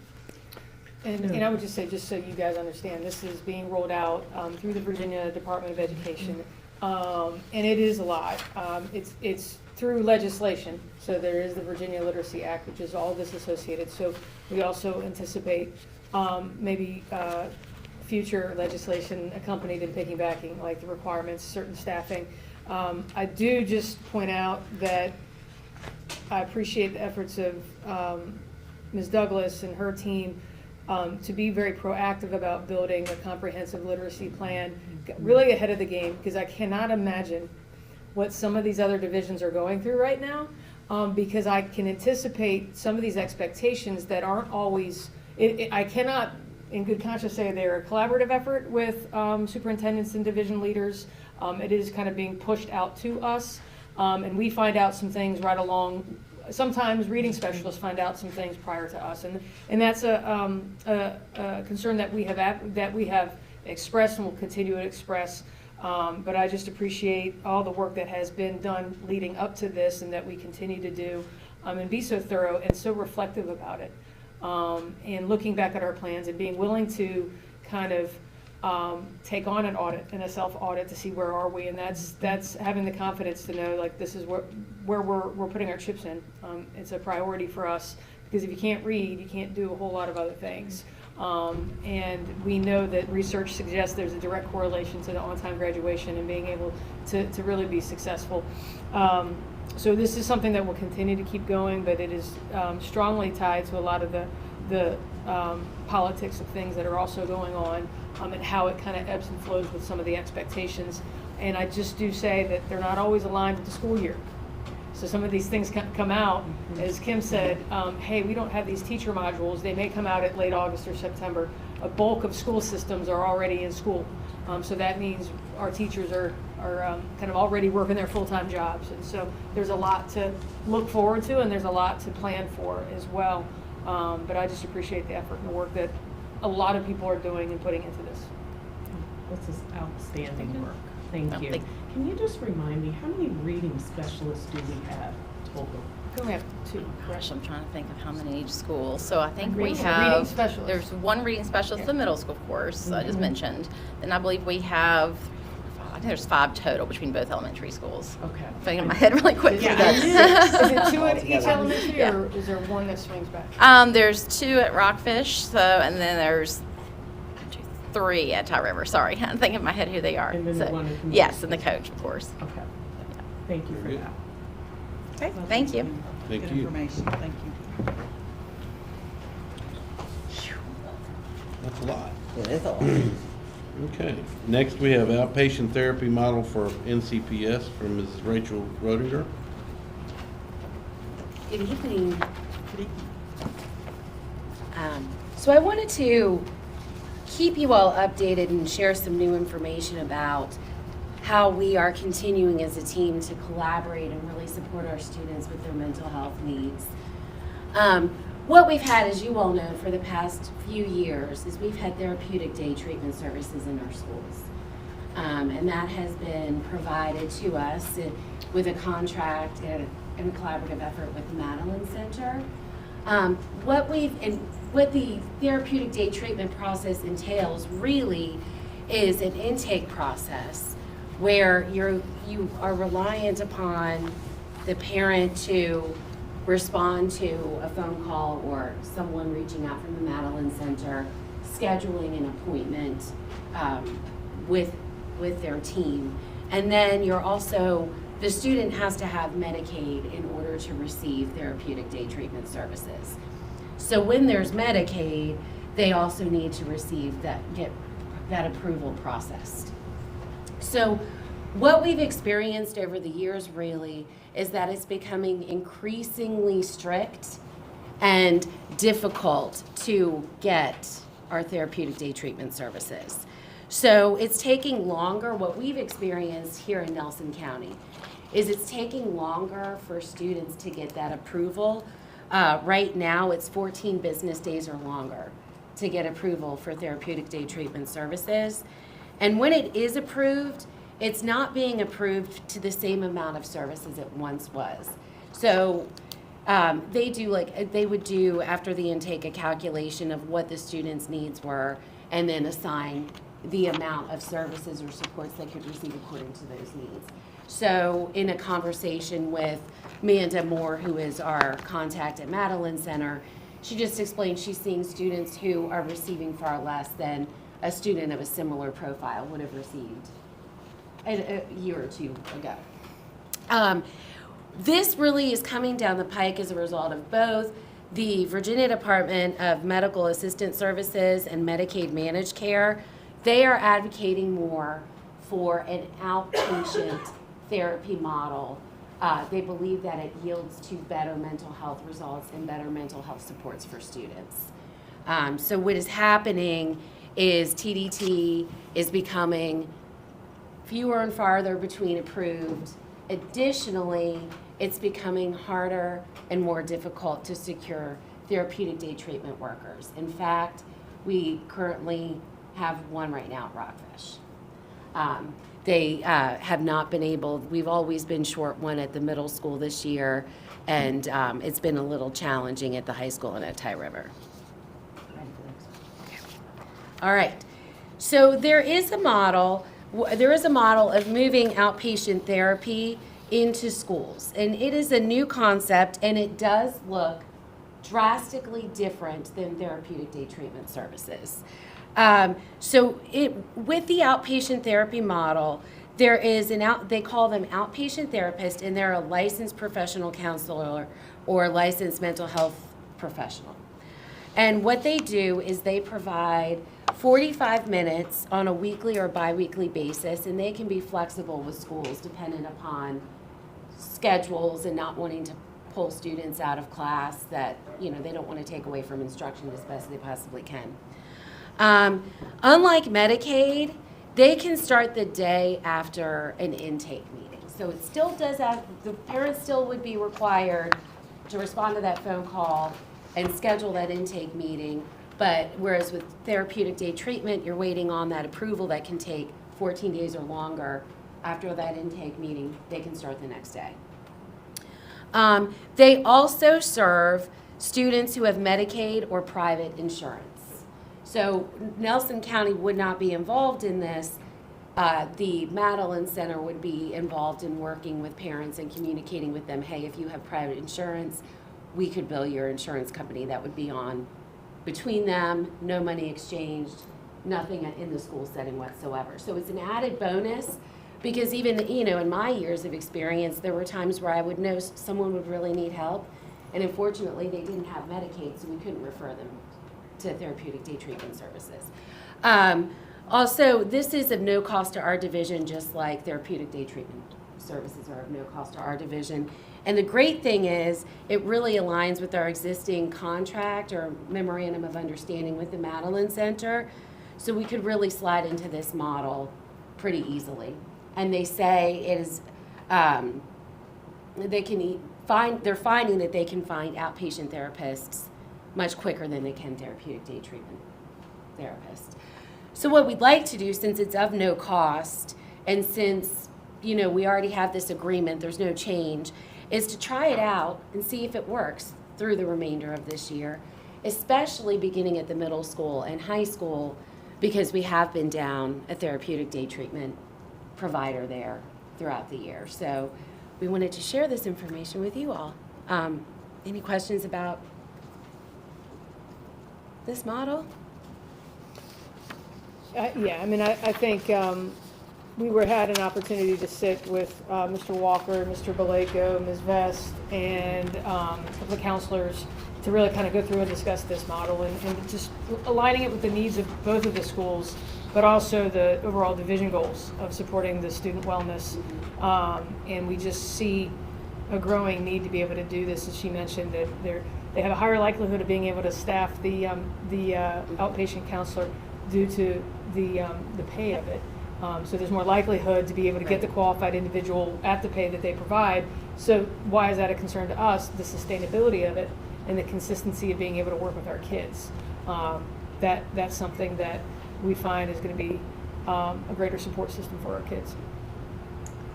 I like the idea that we're going to offer a service to kids that maybe have not been able to reach that with their commercial paid patients. Right. And also, outpatient therapy is very difficult to get, as we've spoken, and we talked about this year when we were talking about Care Solace, and we're reliant a lot on families to be able to take students somewhere to get that outpatient therapy. The great thing with this model is it's right there in the school building, so it doesn't matter who works long hours. We take out a huge equation or hurdle really in getting students the help they need. So exactly. Is it going to be a bunch of different people, or is it just going to be one So person? we're hoping as it grows that the vision is that there would be one clinician per school.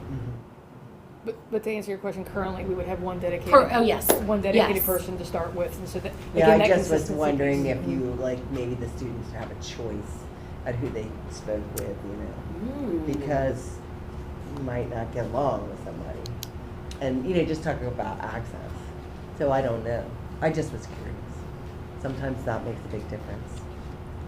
That's an excellent question. I can reach out to Hannah about that. And I can see that really being able to work very nicely at the middle and high school, if that's an option. Yeah. Thank you. That's great. Thank you. Thank you. Okay. You got another thing coming. And you're still up? I'm still up. For prep costs for occupational therapy service. Yes.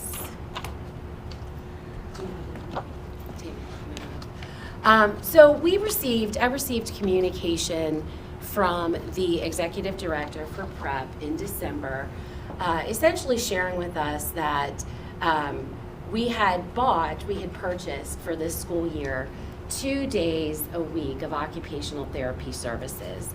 And how that works is really you look at the size of the occupational therapy caseloads to help project how many days a week you think you would require services. So what happened between that projection was more students were found eligible to receive occupational therapy services. Historically, from when the projection was made till this school year, if that makes sense, there were 7 added. And so when the occupational therapy providers began the school year, they noticed that they were needing more time here in Nelson County. And so they collaborated with the lead occupational therapist, and they went to, work to provide the kids with what they needed. And there was a pause in letting, the school divisions know, because what happens at the beginning of every school year, you have to see when things iron out, when things settle, once you get a routine, once you get a schedule, what do you really require? So there was a wait there to see if that was going to continue to be the need, or if that was just a little bump in the game at the beginning of the year. Historically, Nelson County has had at least 3 days of occupational therapy services, or days where the occupational therapist has been here in Nelson County. What happened during the 2021 school year is they realized that some students still, because of COVID, weren't back in the building. They weren't receiving as much occupational therapy services. So at the time, a decision was made to drop the caseload, the days, down to 2 days a week. And then, because there were smaller numbers, they weren't needing it.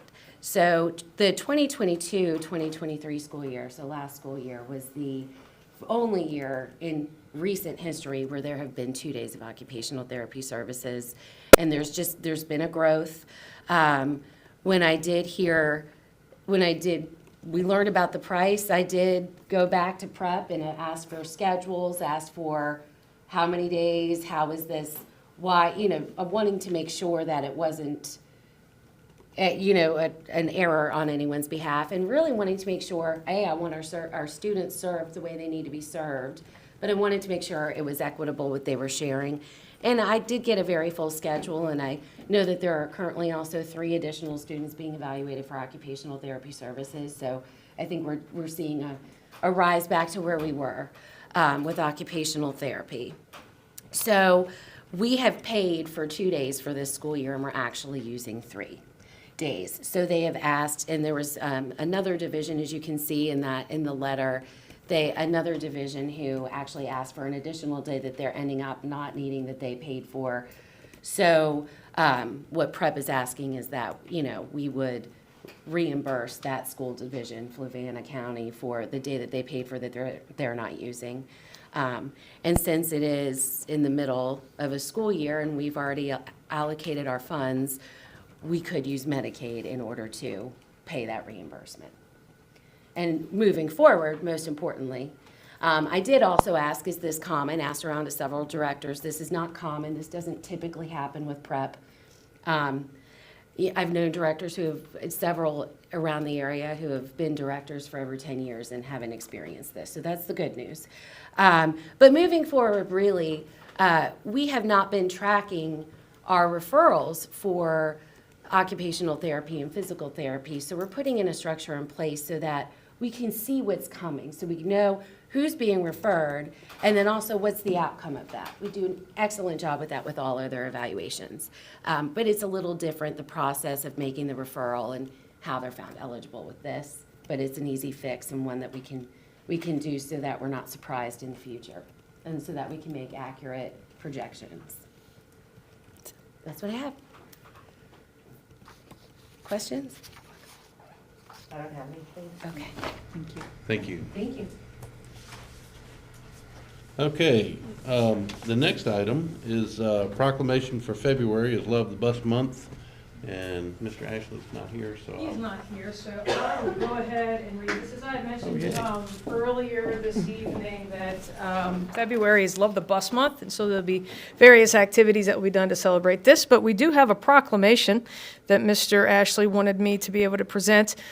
He sends his apologies.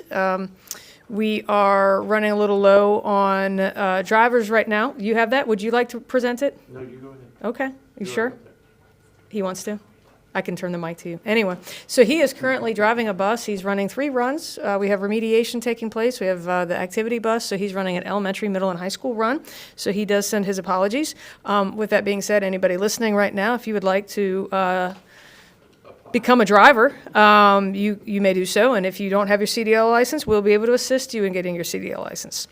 So, as the proclamation goes, whereas the yellow school bus is among the most recognized icons of American schools and society, and whereas research demonstrates that the yellow school bus is the safest mode of transportation for some 25 million American school children each day, knock on wood, whereas yellow school buses are built to exactly federal and state safety specifications, and school bus drivers are provided rigorous training, preparation, and testing to ensure the safety of our children, and whereas the yellow school bus provides access to education and learning for children who live in rural, suburban, and urban areas, including children who present with special needs.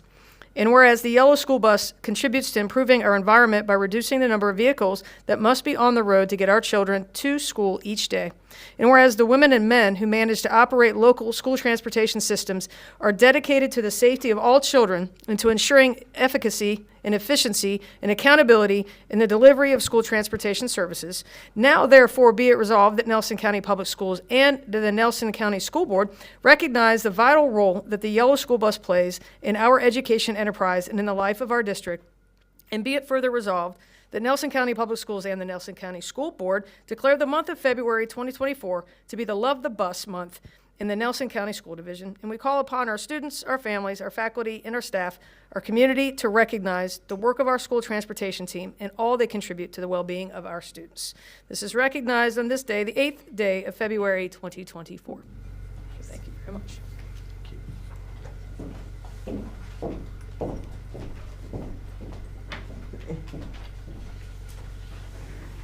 It's like a separate award. What? It's like a separate award. It is. It's a major award. It's kind of like, sounds like Subaru award.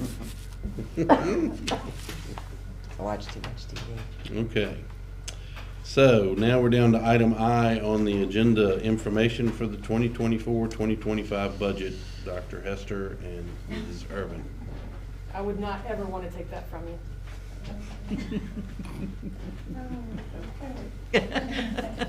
You're welcome. And here we This might be go. my 30th budget or 31st Oh my budget. I'm not sure which one it is. I don't know. But I will tell you, this may be the most difficult. Yeah. This is one that I really don't want to present, just because I don't think it's going to be what it's going to turn out to be after the General Assembly gets through with it. The governor's budget wasn't very kind to us, and you'll see the effects of that as we go through it. But thankfully, the General Assembly is massaging it, and hopefully it will look very different when it comes out after the crossover. As you know, when we build the budget, we take into consideration our beliefs, our missions, our vision, and try to come up with a financing strategy that supports all of those things. And so we think we've done that, given the resources that we have to work with.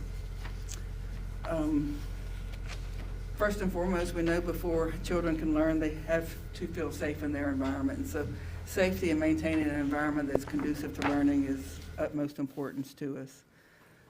We've heard Kim talk about the literacy plan. So K-12 literacy continues to be a focus. And until we have all students reading on grade level or even exceeding grade level, we're not going to be satisfied. So we're going to still devote resources to that.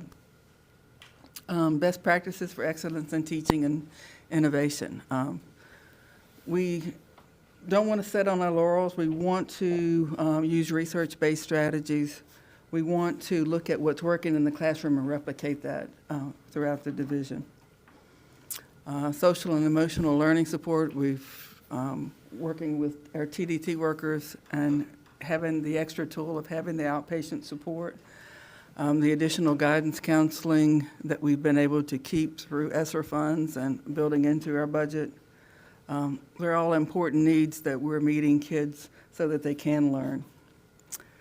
Career exploration and readiness, you'll see that, you know, we have looked at our CTE programs and are making sure that they're relevant in today's economy, that we're preparing kids for jobs that are in the workforce.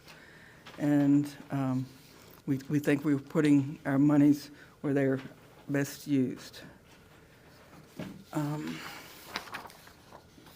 what you'll see in the budget, you'll see that, you know, we have to make some assumptions because we don't have the crystal ball to know exactly what everything is going to cost, or how many substitutes we're going to need, or those kinds of things. So we do have to make assumptions, and we try to lay those out for you so you'll know that it's not a perfect budget. I mean, a budget is a plan. It's not exactly what's going to happen, but it's our best guess or our best ideas of what things will cost and how the schools will operate.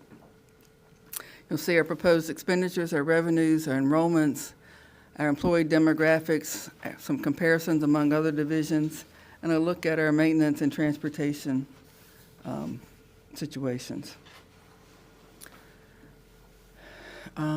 Budget goals and board goals. Again, our budget should match what the school board has set as their goals, and, you know, focusing on student success, a orderly and safe, healthy environment, operational excellence, a highly qualified workforce, and community engagement.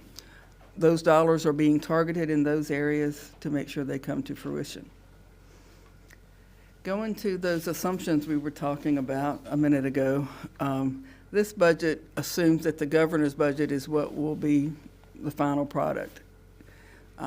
We hope that is not the case, and we hope at the next time we see you that we'll have a whole different budget with whole different numbers. But this is the best budget that we can put together given the governor's budget that came out in December. We're looking at a projected school-funded enrollment of 1,430 students. This year's budget was built on 1,396, so it's a few more students than we had before, thank goodness. But adding those students, you'll see, forced us, or we're asking for another elementary teacher to take that difference from 1,396 to 1,430. Unemployment costs, we think, will rise a bit due to the ending of the ESSER funds. We do have some positions tied to those grants. Most of them are like long-term substitute positions and a reading coach position. So not many positions that we haven't already filtered back into the regular budget, but a few. And so we did include, you know, about $20-some thousand for unemployment costs in case they were needed.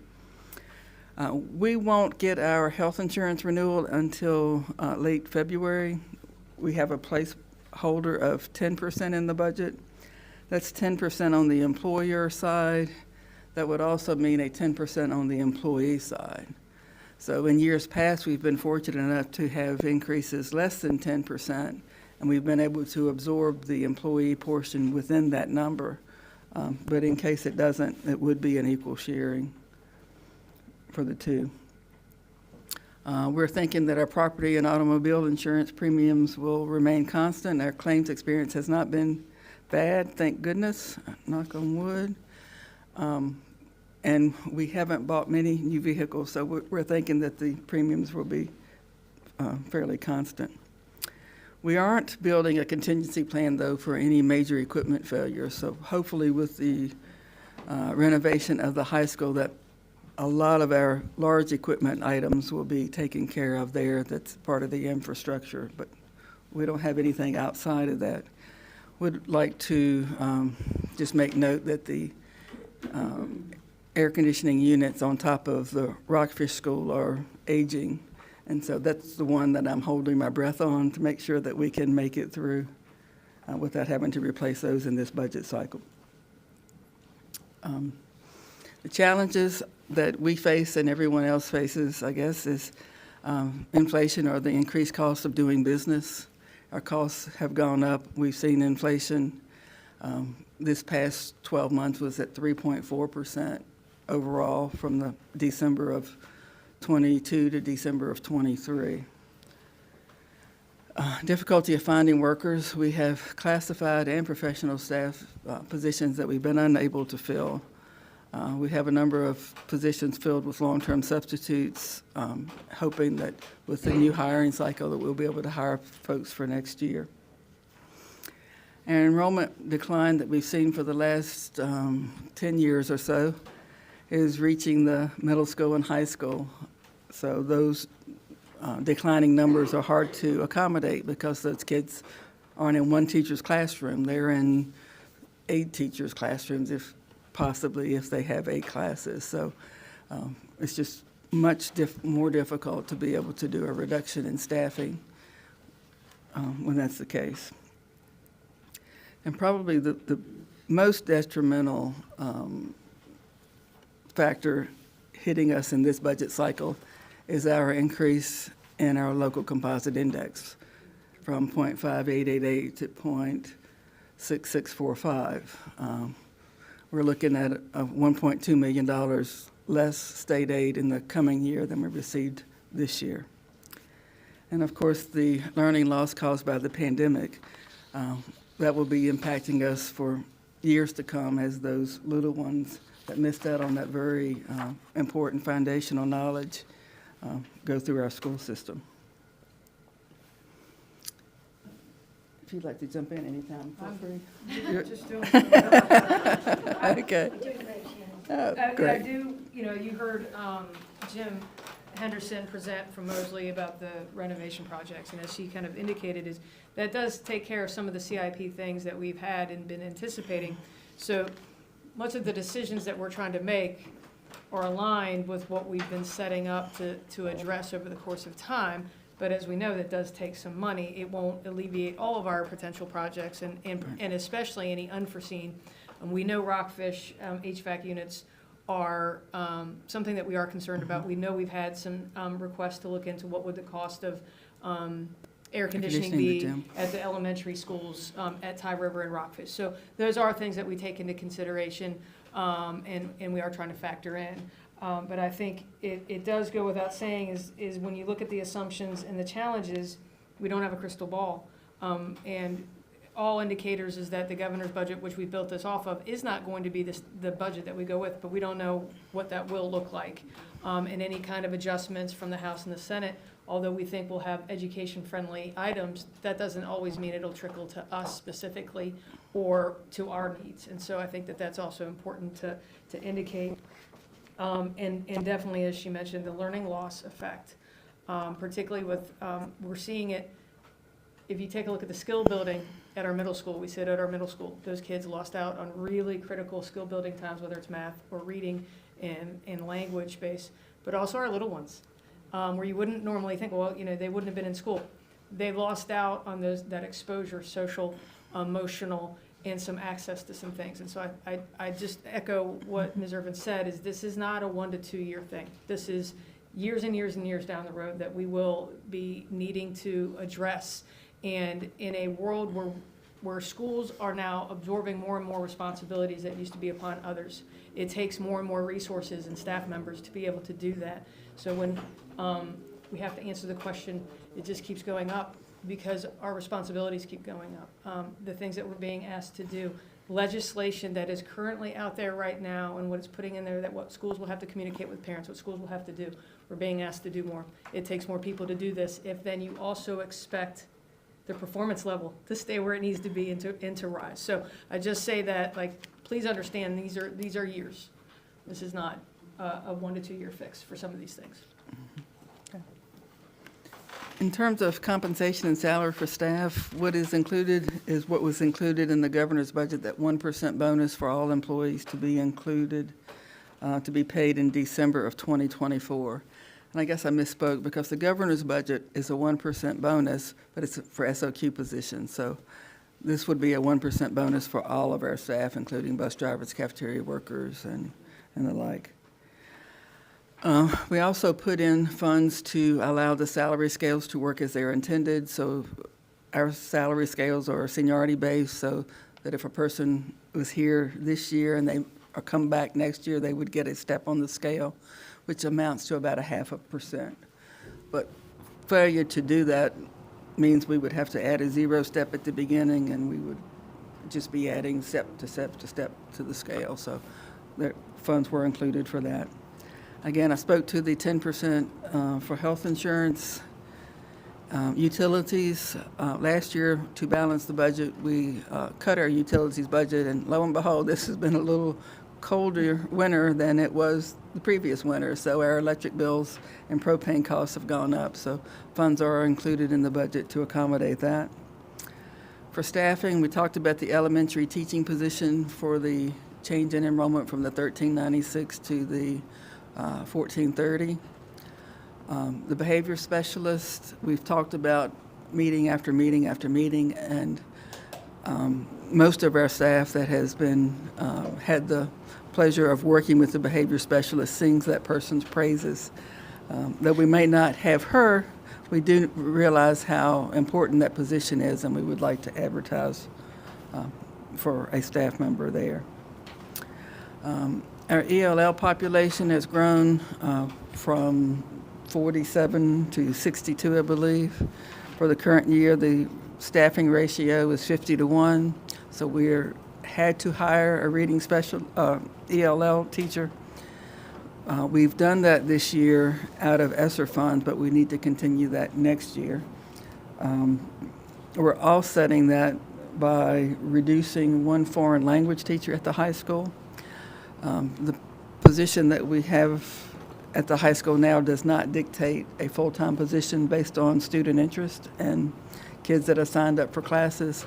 So we're looking at creative ways to let the kids that are currently in that program get their 2 years or 3 years to meet college admissions, but would be phasing out a particular language. We also included a full-time ag teaching position, offset by a part-time CTE teaching position that we know will be very, very difficult to fill on a part-time basis, if possible, to even fill. So we do have that in there that would expand our ag offerings.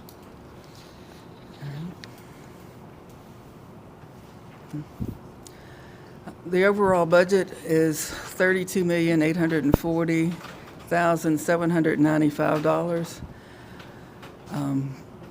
It's made up of federal, state, county, other revenue, and then the red dollar amount is the deficit or the monies that we would need from other sources to be able to make this budget balance, and that's $2,369,483.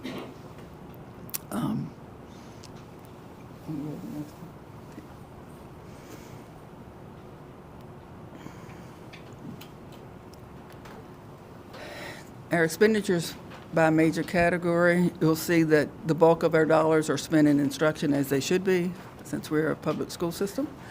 $21,395,088 are spent of instruction, which represents 65.17% of our budget. Only 5% is in administration, a little under 10 for transportation, a little under 10 for building and grounds, food services, a little under 5. Technology has a big increase for this year of 4.73 from what we have seen in the past, and I wanted to highlight that a bit, is that technology is partly funded with federal dollars called the E-rate program. And there's a 5-year cycle for what they call Category 2 items, which is the infrastructure, which is kind of like the things that are behind the ceiling, or the access points, or the routers, or the things you don't see, but are crucial to having technology work and reach the internet. So this is the 5th year of our cycle, so we've been saving money up to be able to replace some of those routers and access points. So it is increasing our budget, but there are dollars to offset them. So the wash, I guess that they'll offset each other. So it isn't county money going, but it is E-rate dollars to pay for them. How we spend our money between salaries and fringe benefits, it's over 80% of our budget is personnel. So if you're going to make changes to the budget, chances are you're going to hit a person one way or another, because it has to impact them with 80% of the budget tied to it. About 4% is contracted labor, people coming out from the outside working in the division. A little under 4% for utilities. We have insurance, we have materials and supplies, communication and the internet. Our joint operations, as we talked about prep a minute ago. But all of those components make up our $32,840,795 budget. Thanks.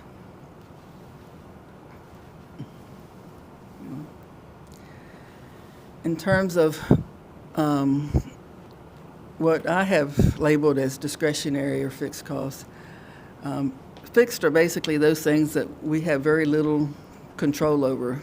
Our salaries and benefits, because they're contracted labor, are relatively fixed. Our utilities are relatively fixed. Debt service we're contracted to, so we've got to pay those. We've got to do our auto and property insurance. Our food services is a separate operation that's carved out of our budget. And then there's the discretionary part. So basically 10% of our budget is what we can manipulate to lower our budget or to lower the request to the county for funding.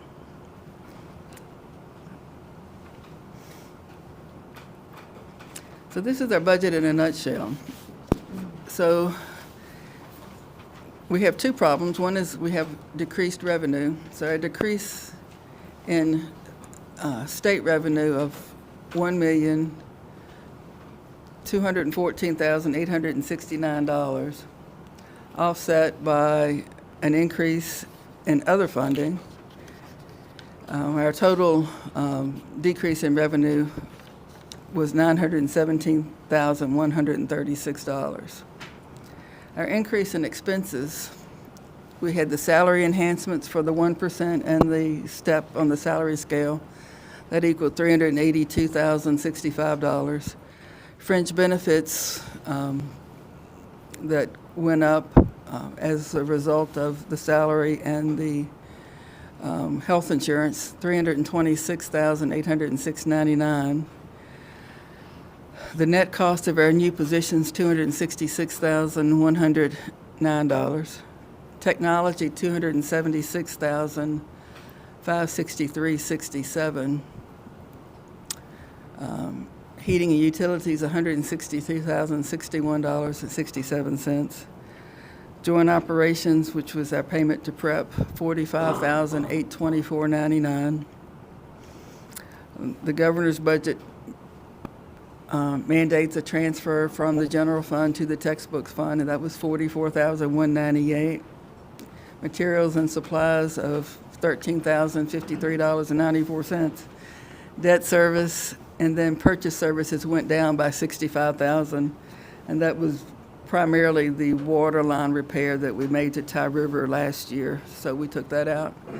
So the revenue shortfall of $917,000 overall, plus our expenditure increases of $1,452,347 equal our deficit of $2,369,483.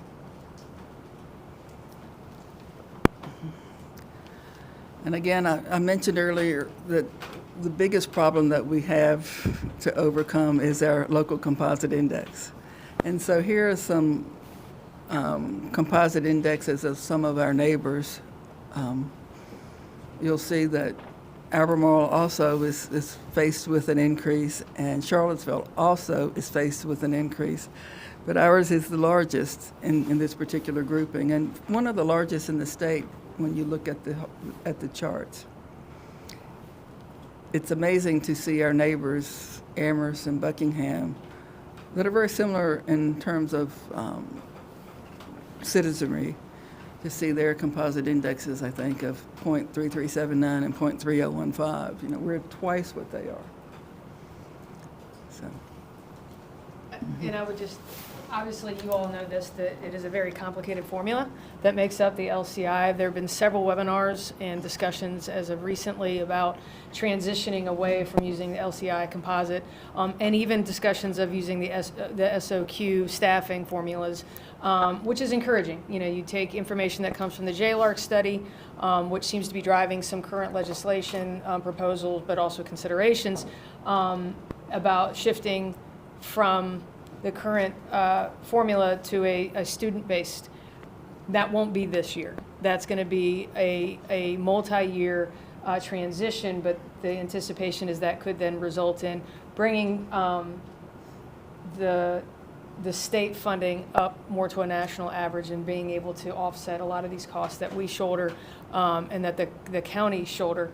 And it's, you know, it's tough because it puts a lot more pressure on our Nelson County to be able to make up some of this funding that should be taken care of through the state. And so, as you can see, when we talk about this and why is that important, well, you take a look at Albemarle, Amherst, Augusta, Charlottesville, and Waynesboro, they're top competing divisions for staffing for a lot of different things. They're who we're competing with. When we go try to hire, we're recruiting against them, and we're recruiting against Amherst as well. So these are, you know, some others that aren't mentioned, maybe, you know, Campbell. We do pull from Campbell, occasionally from Buckingham, not as much. And so that's why this is important to take a look at, is whereas we may geographically or in certain ways look at Buckingham, we compete against these others in order to be able to provide the best opportunities for our students. And so it's important to take a look at that. We know that there's conversations about maybe this being adjusted, but it's not going to happen this year.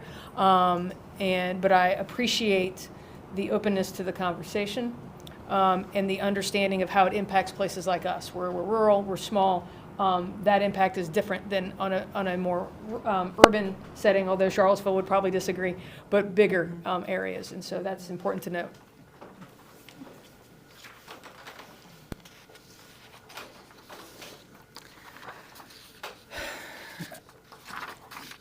Yeah, it doesn't seem like we're making ground here. So Virginia, as it's compared across the nation, it's 40th in state spending per pupil, 33rd in teacher pay, and 50th among all states in teacher pay measured against similar professions, meaning other individuals with either a four-year degree or a master's degree.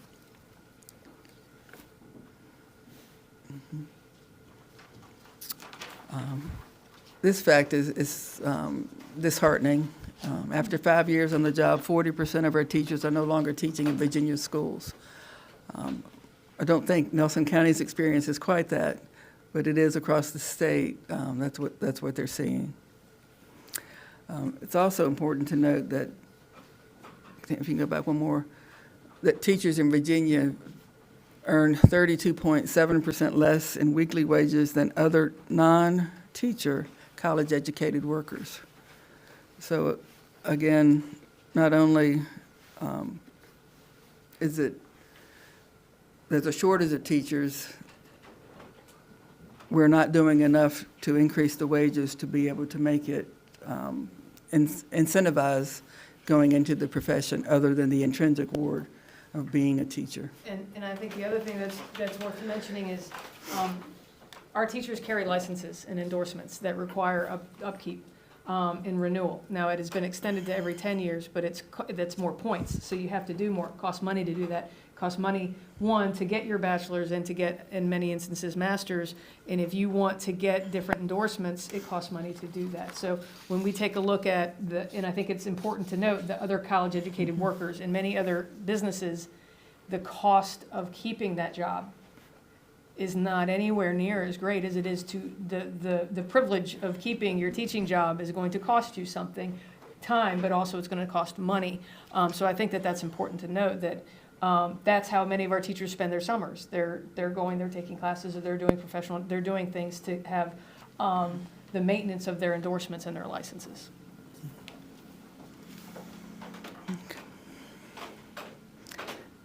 And again, the teaching shortage does exist. It looks like as of the 22-23 school year, there were 360,000 fewer people working in public education than before the pandemic. So those old folks like me that could retire did retire during and right after the pandemic, and that came from the Bureau of Labor Statistics.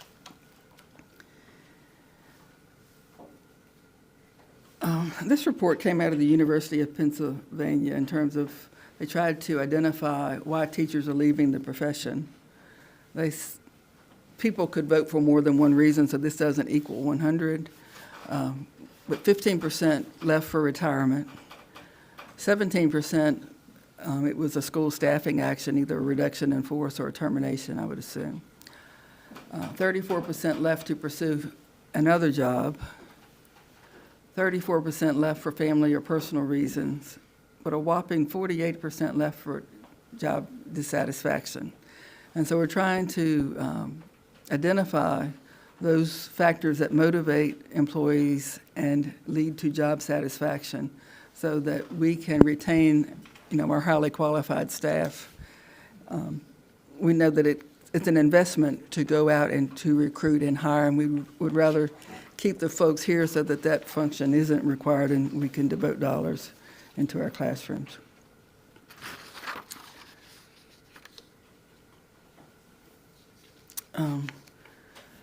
The next few slides are related to the Virginia retirement system and the healthiness of that program.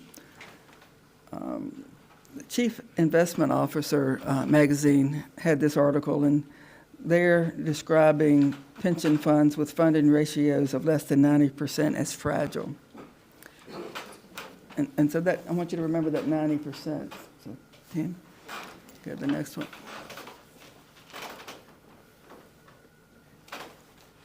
I don't know if we can read that or not. The funding status for the VRS, it has not reached the 90% level in quite a long while.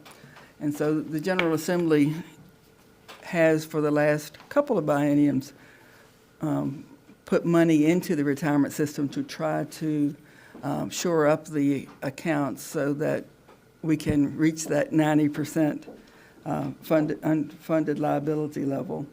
And they are the reserves that the retirement system holds to be able to pay the retirement benefits for teachers in future years when they do retire and are actually drawing from the fund.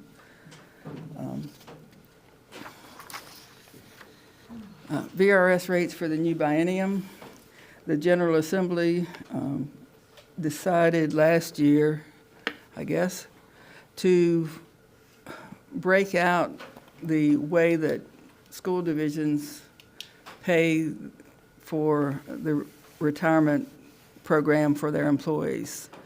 So there are two different, well, I guess 3 different plans. There's a Plan 1 VRS plan, a Plan 2 VRS plan, and then a hybrid plan for those that were hired in the mid, I guess 2015 or so, 2014, 2015. Those that are in Plan 1 and Plan 2 are in the defined benefit plans, and so those rates would be at 14.21% currently for the coming year. For those that are in the hybrid plan, what you pay for them is going to depend on how much voluntary contributions they make on their own accord, and it can be, they can put up to 4% additional over the 5% that they're already putting in, and then the employer has to match it up to 3%. So our rate could be 17.21% for the hybrid plan, but it would be 14.21% for the defined benefit plan. So knowing how much to budget is going to be trickier for us because we don't know what individuals are doing are going to do for their own retirement match. And every time that there is an auto escalation, that they're putting more voluntary contributions in, that means that the employer is going to have to pay more. So we're going to have to watch those auto escalations and how they will impact our budget. So I say all of that because the number that I put in, not knowing exactly who all of our hybrid employees are going to be after the hiring season, I put in 16.21%. And I'll be monitoring that, and as we get closer to finalizing a budget, and if I can back off 0.5%, I will. But it's anybody's guess, really, what that number is going to be. Okay. And again, the Consumer Price Index over the last 12 months went up 3.4%. Special note there on the bottom that the Energy Index rose 0.4% over the last month. And thus the reason why I wanted to make some adjustments to our energy budget. Per pupil spending summary, this would assume that every penny in our budget is spent, and typically that's not the case because we have grant carryover from year to year to year to year. But to be able to give you some comparison numbers, we wanted to show it this way. So our blended raw data for all students, if we just take our total $32 million budget and divide it by the 1,430 students, we would come up with $22,965.59. If we back out our special education costs and just what we would pay to educate a regular ed student, it would be $20,116.62. If we look at the additional per pupil cost of our 263 special ed students, that number jumps up to $35,359.95.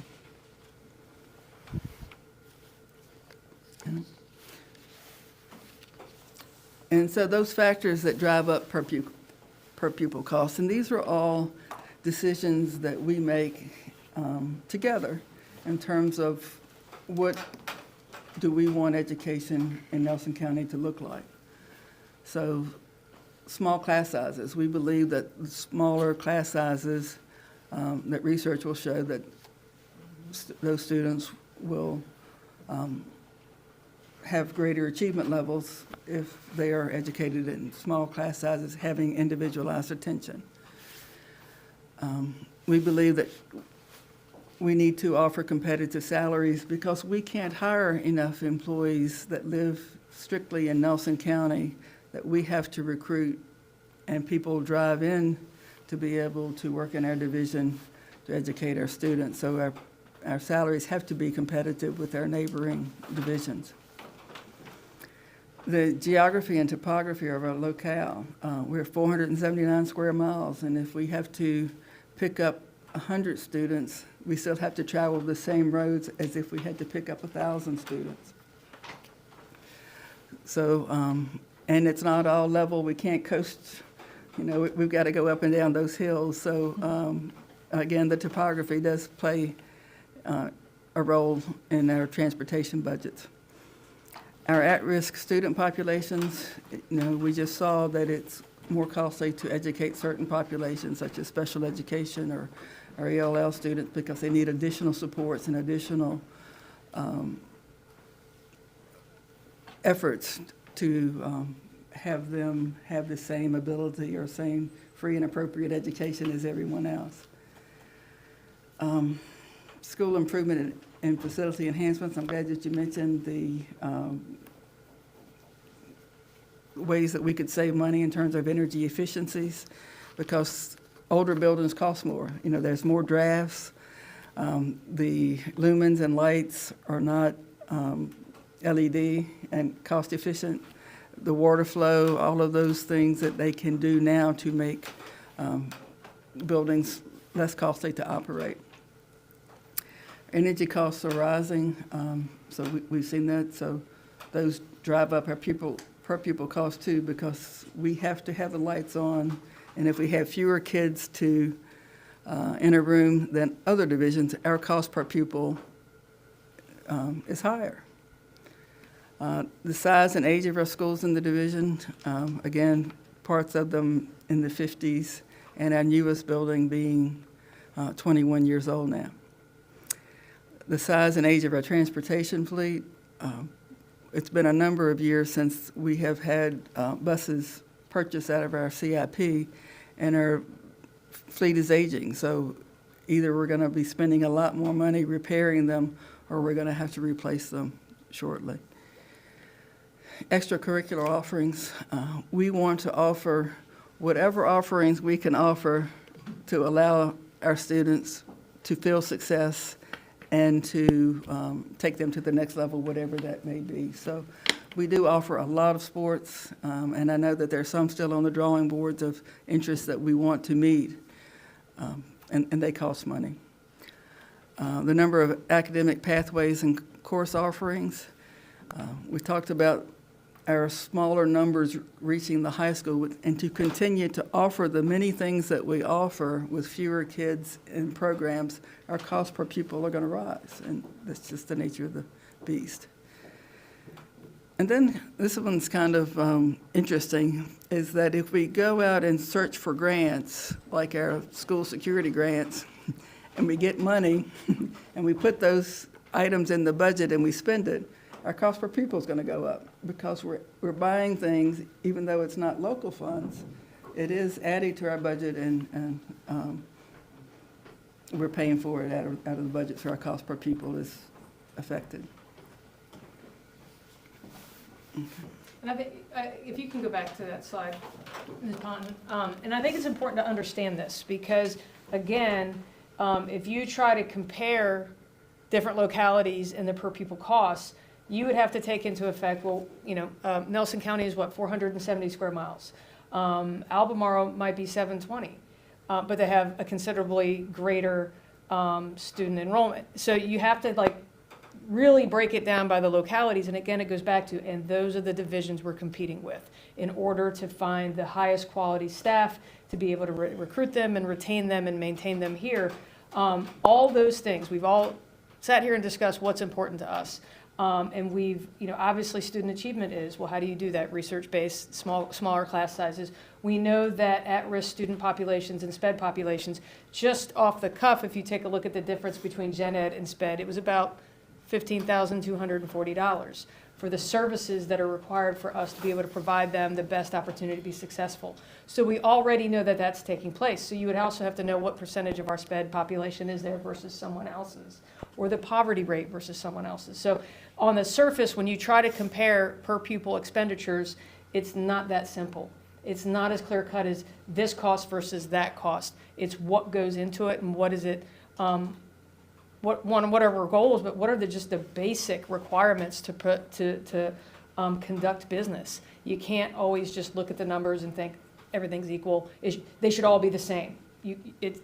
The factors going into it aren't the same. So just being careful when we take a look at that. And I hope my math was correct if we compare our SPED to our Gen populations. Mathing can be hard sometimes, but I think I got that right.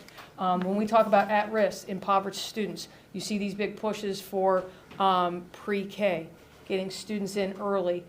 We know that with our economically disadvantaged student populations, which is generally considered at-risk populations, the exposure to learning, the exposure to necessary skills to then be successful is not at the level where it is with others who are not economically disadvantaged. So all those resources spent to get those students, when caught up or supported as we go along, that's what goes into that. Sometimes at-risk is not just failing, it's economically disadvantaged or impoverished.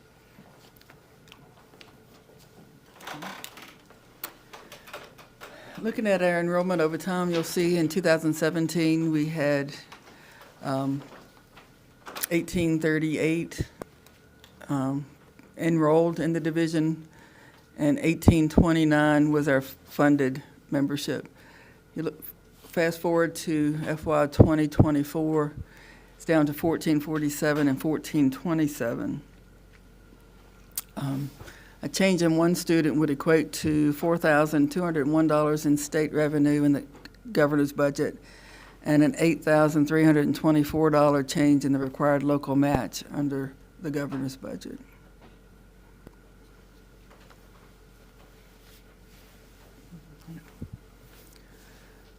Looking at our enrollment projections for next year and how we came up with the 1430, we basically advanced everyone a year. The number of live births, as reported by the Virginia Department of Health, is basically the same for the 2 years in question. So we kept the kindergarten enrollment the same as the first grade enrollment for next year. So advancing those forward came up to 1,499 students. 48 of those students would be pre-K, and they're not funded in the K-12 formula. 14 students are in outside placements and funded through the Comprehensive Services Act, and 7 students are involved in our prep regional program. So that gets us down to the 1,430 that we built the budget on.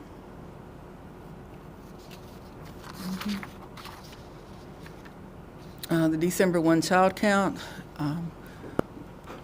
we had 263 students, grades ages 5 to 21, and 23 students 0 to 4.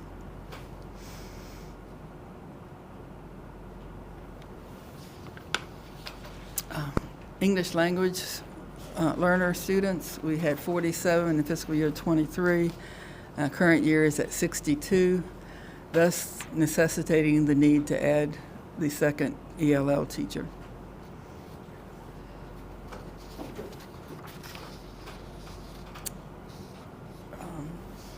According to the VEA, across the state, there's over 1,000 unfilled teaching positions. You'll see where they circles meet is lower pay, fewer candidates, and the license status.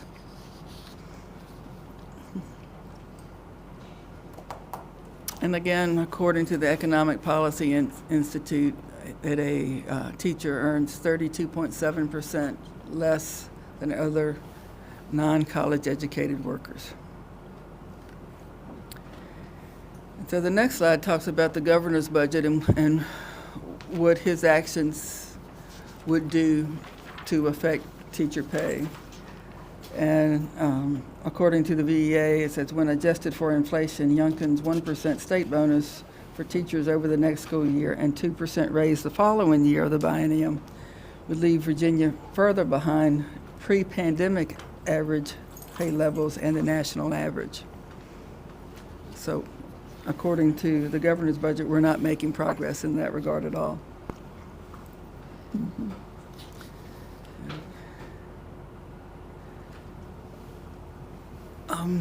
I think this is a problem that probably impacts Nelson County more than many of our neighbors, and it's a lack of affordable housing.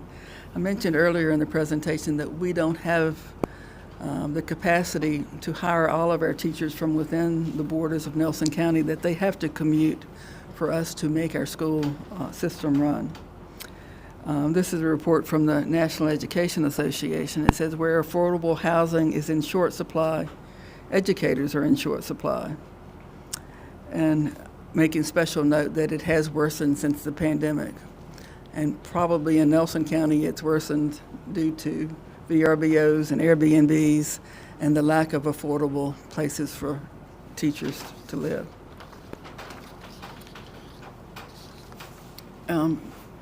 Look at the demographics of our staff of teachers. You'll see that it's relatively young staff. We have 44 teachers that have been in 1 to 5 years, 24 6 to 10, 11 to 15 at 46, 16 to 20, 19, and only 16 that have been here over 20 years. Mm-hmm.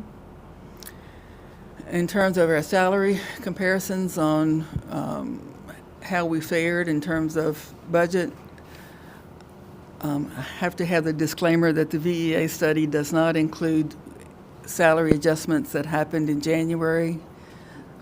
So this would be as of July 1 through December 31st of how we ranked. Again, we do really well at the beginning of our salary scale, not so much at the mid to end of our scales. Again, previous boards have had the desire to be 25th in the state, top to bottom. We exceed that through Year 10, we start losing ground after that. But we did make progress last year. So at year 15, we went from 40th to number 39. At year 20, we went from 50 to 47. At year 25, we went from 55 to 48. And year 30, we went from 44 to 39. So we did make some progress there. The next to the last column was what would the salaries need to be if we were 25th in the state. And so you'll see that we should be at 52,421 at the beginning teacher, and we're at 57, so we exceed there.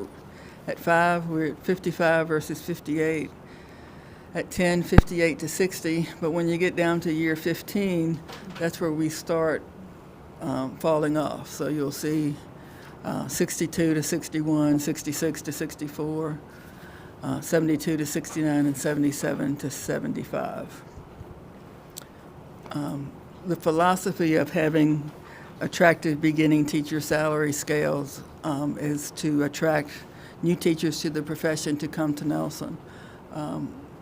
With job openings as they occur, to have that recruiting tool to be able to entice someone, yes, you want to make that drive. Yes, it's worth it to come, because I think if they come and they learn about our community and learn about how wonderful our kids are, they'll stay. But it's getting them through the door the very first time. If you look at our salaries over our target group, you'll see that the ones that are in green are the ones that they are higher than where we are on the scales. The ones that are red is Nelson is higher than those on the scales. So you'll see we do very well south of us, not so good north of us.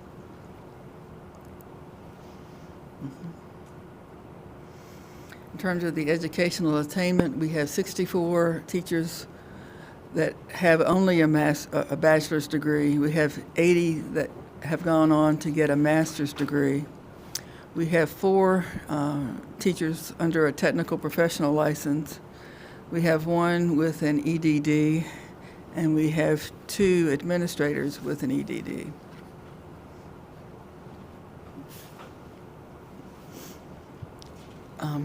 Overall, the change in the number of births from 2007 to 2022, which was when this study was done, is that the number of births in the county decreased anywhere from 0 to 10%. So we're in that yellow range there.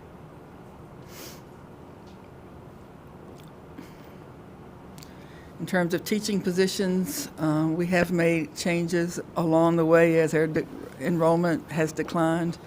In FY14, we were sitting at 168, so we've lost about 24 positions over the last 10 years. And this is from our power reports. If you look at individual schools, Rockfish in fiscal year 17 was sitting at 350, there at 288. Tie River was at 437, they're at 337. And this is based on our September 30th enrollments. The middle school, 448 down to 327. High school, 625 down to 498.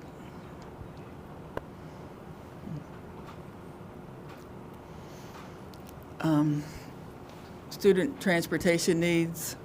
I'd like to point you to the budget narrative that we prepare every year. I think it's in your administrative packet, but it does give you detailed information about each vehicle that we own and what condition it's in, whether it's in excellent shape or whether it is poor and needs to come out of service.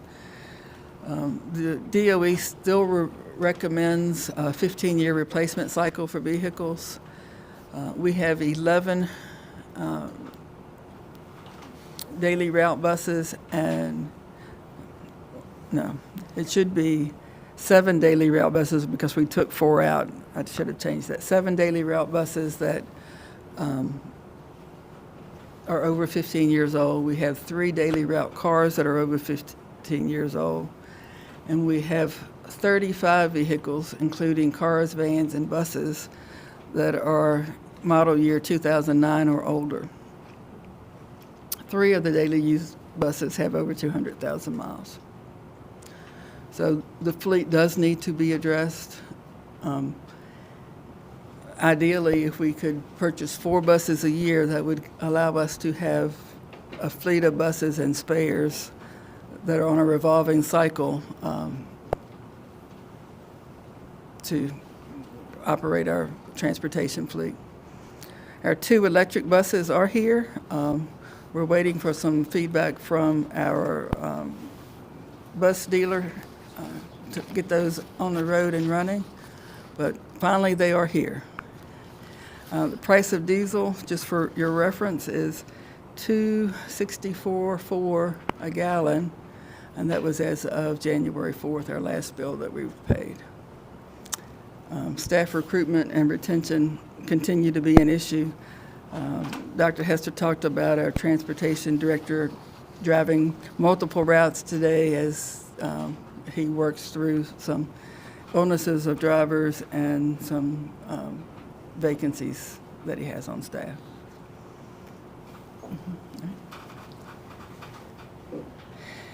In terms of building maintenance, just a reminder of the age of our facilities. Again, our newest school was built in 2003, so that's 21 years ago. Things start breaking at 21 years, I think. So, we're going to have to be mindful of that as we're planning our CIP moving forward. Hopefully, some significant issues are going to be addressed at the high school, but again, we have portions 54, 75, and 2003.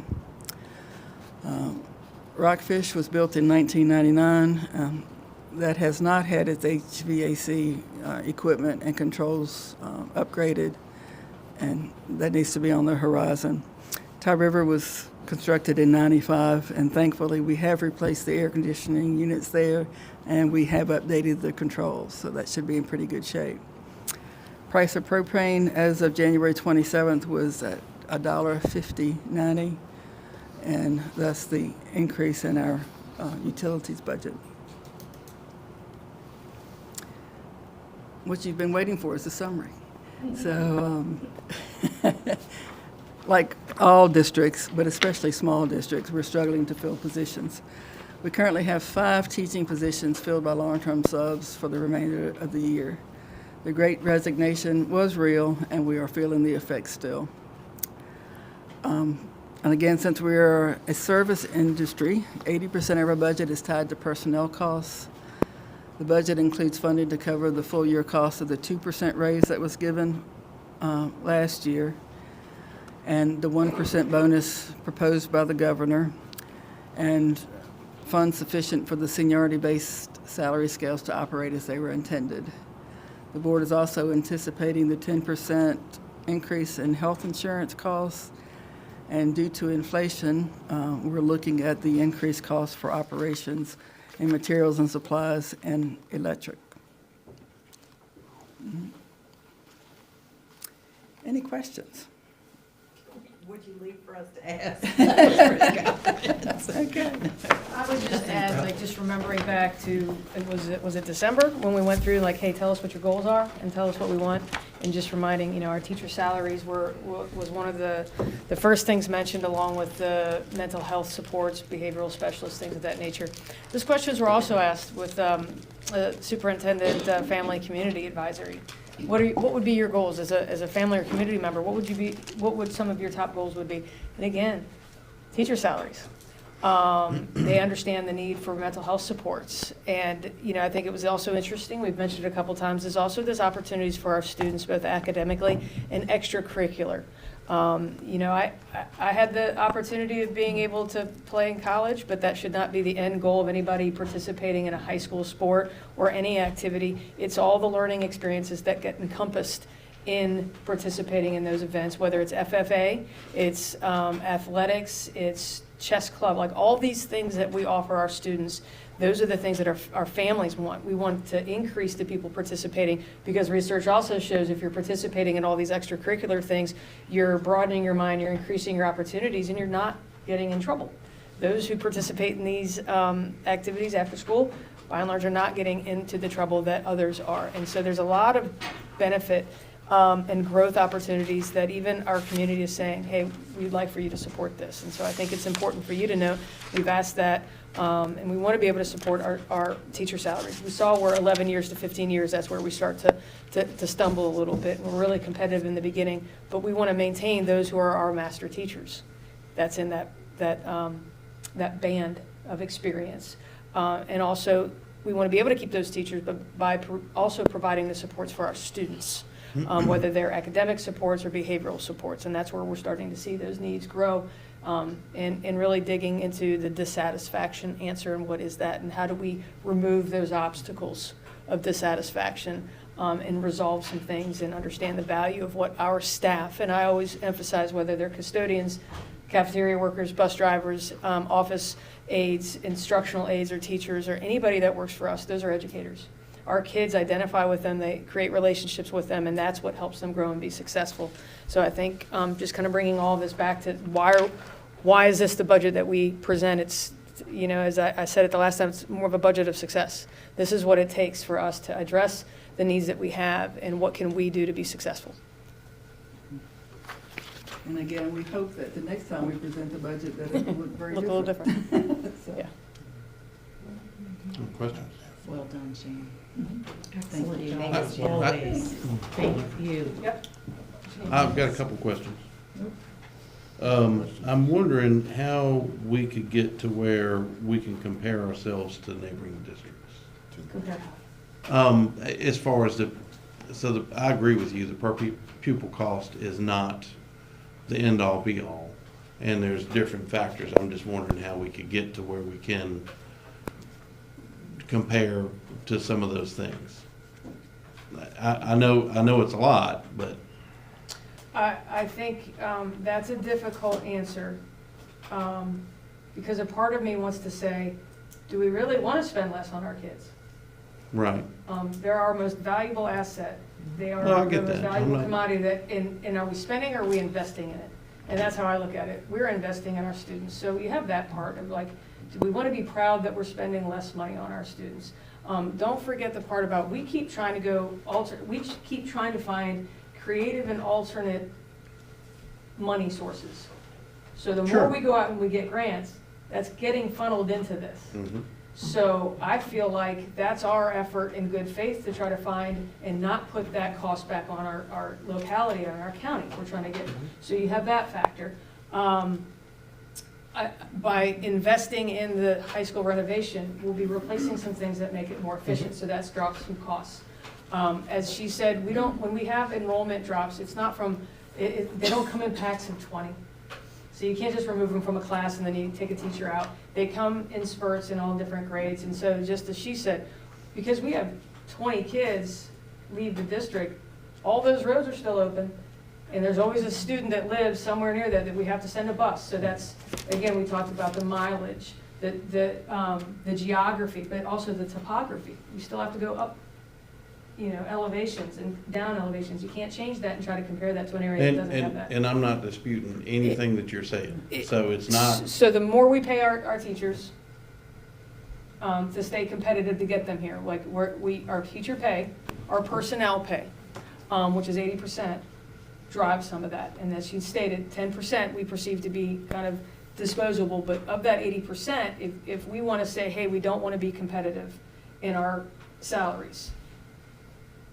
okay. I think, really to answer your question is, it depends on what you're comparing. So if you could identify collectively as a board the areas that you'd like to look, like do you want to look at transportation? How do we Right. compare in transportation? How do we compare in health insurance? How do we compare? There are so many different aspects. Just our big old round number isn't going to drill down to really what you want to see. Right. So I think the important thing is for the board to decide, okay, what am I interested in? You let us know, then we'll do some digging. Mhm. But, And again, I'm not disputing anything that you all are saying about these. I'm only asking that question because at the end of the day, it's taxpayer dollars, and I'm not saying we should spend less. I'm saying we should be able to say, we're spending this, Explain why. and exactly why, exactly right. That's And what that I I'm agree. getting. Yeah, I So feel I'm not in comfortable with any that. way, I'm not saying, oh no, we need to cut this, that, and I'm not saying that. What I'm saying is, you know, in these kind of times that we're in, or in all times, we need to be able to explain these things. And I think we need to be able to do it in a way that people can understand. Remember the slide in the presentation about the things that drive up per pupil cost? Oh, yeah. Some of those. Oh, yeah. Some of those items to put Sure. dollars to. Like, if you looked at, I'm gonna compare Nelson County to Lexington City. Lexington City doesn't have a bus route. So if you looked at their per pupil, they have no transportation costs Right. because they don't have buses. And Charlottesville didn't last year either. And they don't have high school buildings, correct? Right, yeah, I think. Yeah, they don't have high school, so they Right, so contract it's- with. You know, it's identifying those Right. types of things that you would want to, what makes up that per pupil cost, and then we can compare apples to apples among all the divisions around us. And the poverty rates of those areas. Oh, Yeah. and I agree with Yeah. all of those things. I just think that needs to be kind of part of our explanation, you know what I mean? It's a fair question. I mean, it's a comment and it's a question some of us may get out in the community, so I think it's a fair question. Yeah. Mhm. And I mean, I know energy costs are going up, and they're not going down. I mean, I see all the time from people talking about their own household electric bills going through the roof now. And, you know, and I was just curious to how we do that. I will say, we're not where we want to be on salaries necessarily, but we are so much better than where we were. I remember when I got on the board, and we used to have these conversations, and our top, you know, our most tenured teachers were in the 70s as far as ranking in the state. And now, by and large, we're within about $1,500 of the 25 position that we want to be in, from the middle to the most tenured teachers. And that's pretty doggone good. I can tell you, when I first came, we were in the 120s. I bet you. Yeah, I bet you. And I would say. I'm proud of the work that we've done as a board and you all have done to get us to that point. And I would argue that, you know, you all are doing a great job of trying to make Nelson County Public Schools a place where people want to come to work. I don't think the teacher shortage is necessarily money driven. I don't think that bears out like in the UPenn study. I don't think it bears out that way. I think it has to do with a lot of other factors that are out of our control, you know, unfunded mandates and different things like that. But I think you all are doing a fantastic job of trying to make this the best school system to come and work in, and I think that's how we attract people. And I think in finding other ways, one of the things I was thinking about is compensations, maybe not on straight salary, but, you know, through masters. Or, Sure. you know, so how do we supplement that? Right. And I think sometimes also taking a look at that and how we compete. Right, and the last thing that I'll say is I get so disappointed every time I have to hear anybody in education, us, you all, talk about learning loss. Because now we have hindsight 2020 to be able to look at what happened during the pandemic, and all of that was unnecessary, totally and completely unnecessary. We're finding out that the 6-foot rule didn't mean anything, the mask didn't work, and it wasn't necessary to keep kids out of schools, and we have penalized an entire generation of kids because we've kept them out of school. So, anyway, but thank you all. I might mention that one of the ways we could keep the per pupil cost down is to have more kids. Well, I was going to say enrollment does help. It does. When you Sure bring does. that denominator, I do know that much about math. When you bring the denominator up, And so that means, you know, yeah. economic development, addressing housing, doing some things out. in Well, the communities that numerator. is not related to us. The numerator goes up, necessarily, yeah. But Whatever. would help, numerator. you know, bring more kids, Yeah. bring more families Yes. in. Yeah. Things that we may not have, you know, focused on. And I hope the SOQs get addressed in the funding formula, the LCI funding formula gets addressed, because it penalizes small school We are systems like ours. killed by that. Well, and that is, And small and there are communities. models like California that, you're going to get a base funding for the number of students you have, and for your sped students, you might get an additional 20% per student.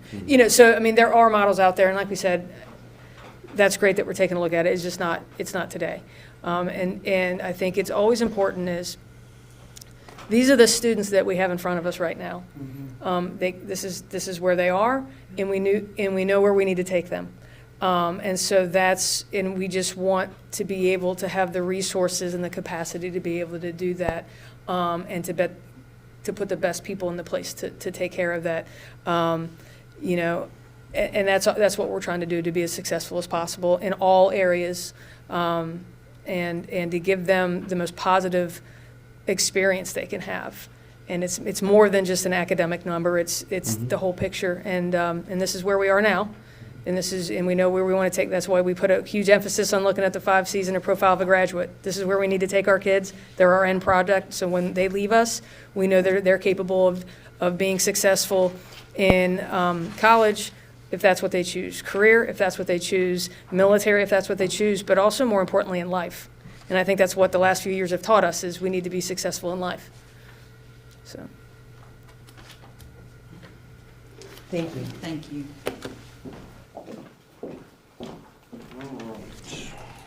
Now, what happened? You got logged out? I got logged out. You got logged out. Luckily. All right, now I think we're at Pathways to Success, are we not? Yeah. Yes. Everybody's geared up to listen to this. I'm excited. All right, are we working today or are we not working today?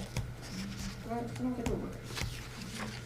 Okay, all right, so Tammy, sorry, we're gonna have to do it this way. All right, so next slide, when we take a look at administration, it has been working through comp insurance renewals and getting everything set. It is the budget season, and we've just spent a great deal of time working through and explaining what's taking place.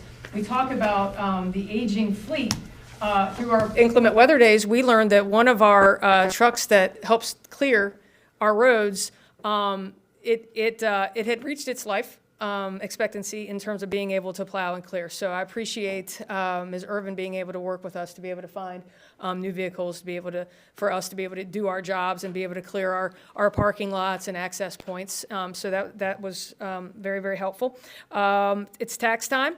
Filing 1099s, the distribution of all of our W-2s, assisted with the RFP process for technology and the infrastructure replacements that are taking place, as was discussed earlier, and then also working on the school nursing RFP that will be going out soon. Next slide, please. Instruction, busy time preparing. Somehow or another, we were blessed with the opportunity to be monitored in all of our federal programs. Part of that is, that's good fun. And it takes a lot of effort and collaboration to be able to do that. So at any given point, you can find 6 people meeting together to be able to work through that monitoring process. So preparing for Title I. We also had lead innovators working with Battelle for Kids. We talk about Battelle for Kids all the time. Profile of a graduate, 5 C's. This is something that we are really working through professional development and understanding of what this is so we can help. It's almost like looking at it as 12 through pre-K. Not pre-K through 12. If we know where we want to end up, we know the product that we want, it helps backwards map how do we get there. We had a really great family night. I appreciate the efforts that went into putting that on. We had families that didn't want to leave, like they wanted to stay and they wanted to talk and experience it a little bit more. And like I said, it was a collaborative effort. We also have the literacy team attendance to the Augusta for textbook adoption and looking at the new iteration in the process. Several meetings to address VTSS and attendance and promoting attendance and fighting chronic absenteeism. Also, BRVGS testing, and so that takes place with our 8th graders. We talk about offering advanced pathways to be able to provide experiences for our students. BRVGS is one of those to be able to do that. I failed to mention, when we talk about family night, this is a goal and a focus of ours, is family and community engagement. But you'll see here, you have one of the flyers in English and one in Spanish, because it was a strong outreach to support our L families, which is a goal and an expectation through Title III, which is a federal program that we receive money for. But it was an excellent opportunity to be able to pull community and family members into us so we can start to really promote those relationships and to support the students in being successful. We have a successful implementation of Zern and Lexia, which are the 2 online platforms for our All-In program. And February is CTE month, so that is very exciting. Next slide, please. Human Resources, you may or may not notice Ms. Choate is not with us this evening, and that is because she is in Hampton. We have established, working through relationships with our historically black college and universities. So she is participating in a career center over at Hampton, and tomorrow she'll be over at UVA. So this is where we kick into our recruiting processes. So both she and Ms. Walker have been doing a lot to be able to go out and find the next best and brightest to bring them to Nelson, and then hopefully we'll retain them and bring them along so they can become into that last band of people in 25 and 30 years they've spent here. We also were able to recognize, as we did this evening, our Teacher of the Year, but more importantly, our Division Teacher of the Year, Ms. Grooms. So that was a very exciting celebration. Bridgewater College Recruitment Fair was also took place in late January, as well as we continue to have substitute teacher workshops to be able to fill the gaps of a lack of substitutes. And even this afternoon, posted a Nelson County's in need of drivers posting in order to generate more interest to be able to help out. Next slide, please. Pupil personnel. 4 high school students participated in a comprehensive employment assessment called Post-Secondary Education Rehabilitation Transition, which is otherwise known as PERT. It's held at Wilson Rehabilitation Center. I actually ran into one of the individuals who assessed one of our students, and it was just really great to be able to hear how impressed they are with the students that we have, and they enjoyed the experience of doing that, so that was really great to hear. Also finished our 3rd Time for Me Thursday today, in which, again, we were focusing on strengthening and stretching. We have a newly formed wellness committee that's convened, and we begin to update our wellness regulations and policies and expectations. Collaboration with the Madeline Center, as Ms. Reudinger spoke about this evening, being able to find those extra supports and mental health supports for our students. Again, February 4th through the 10th is National School Counseling Week, so we've been celebrating that. We'll have a post. We put a post up at the beginning of the week celebrating the week, but tomorrow we'll be posting other pictures of our school counselors to be able to celebrate them. Next slide, please. Technology has been very, very busy. The 2-step verification process, as some of you have experienced this evening, is being implemented. And that, again, is to go back and provide some security. Our way of life nowadays, most of it exists on a phone or technological devices, and there's a lot of access to important data to that, which is why it's so important to have the 2-step verification. That's taking place at the school board level and central office level. It will be extended out further as we move along into the month. Team finished up the networking equipment RFP for 2024. That's the E-rate funding. Also submitting the NCPS school bus wireless RFP. Like to file an E-rate to plan on having the Wi-Fi instilled on some of our buses, which supports a lot of our students being able to do work while they're in transportation with some of our students for quite a bit of time. Also, some security and safety aspects to that for our drivers and our programs.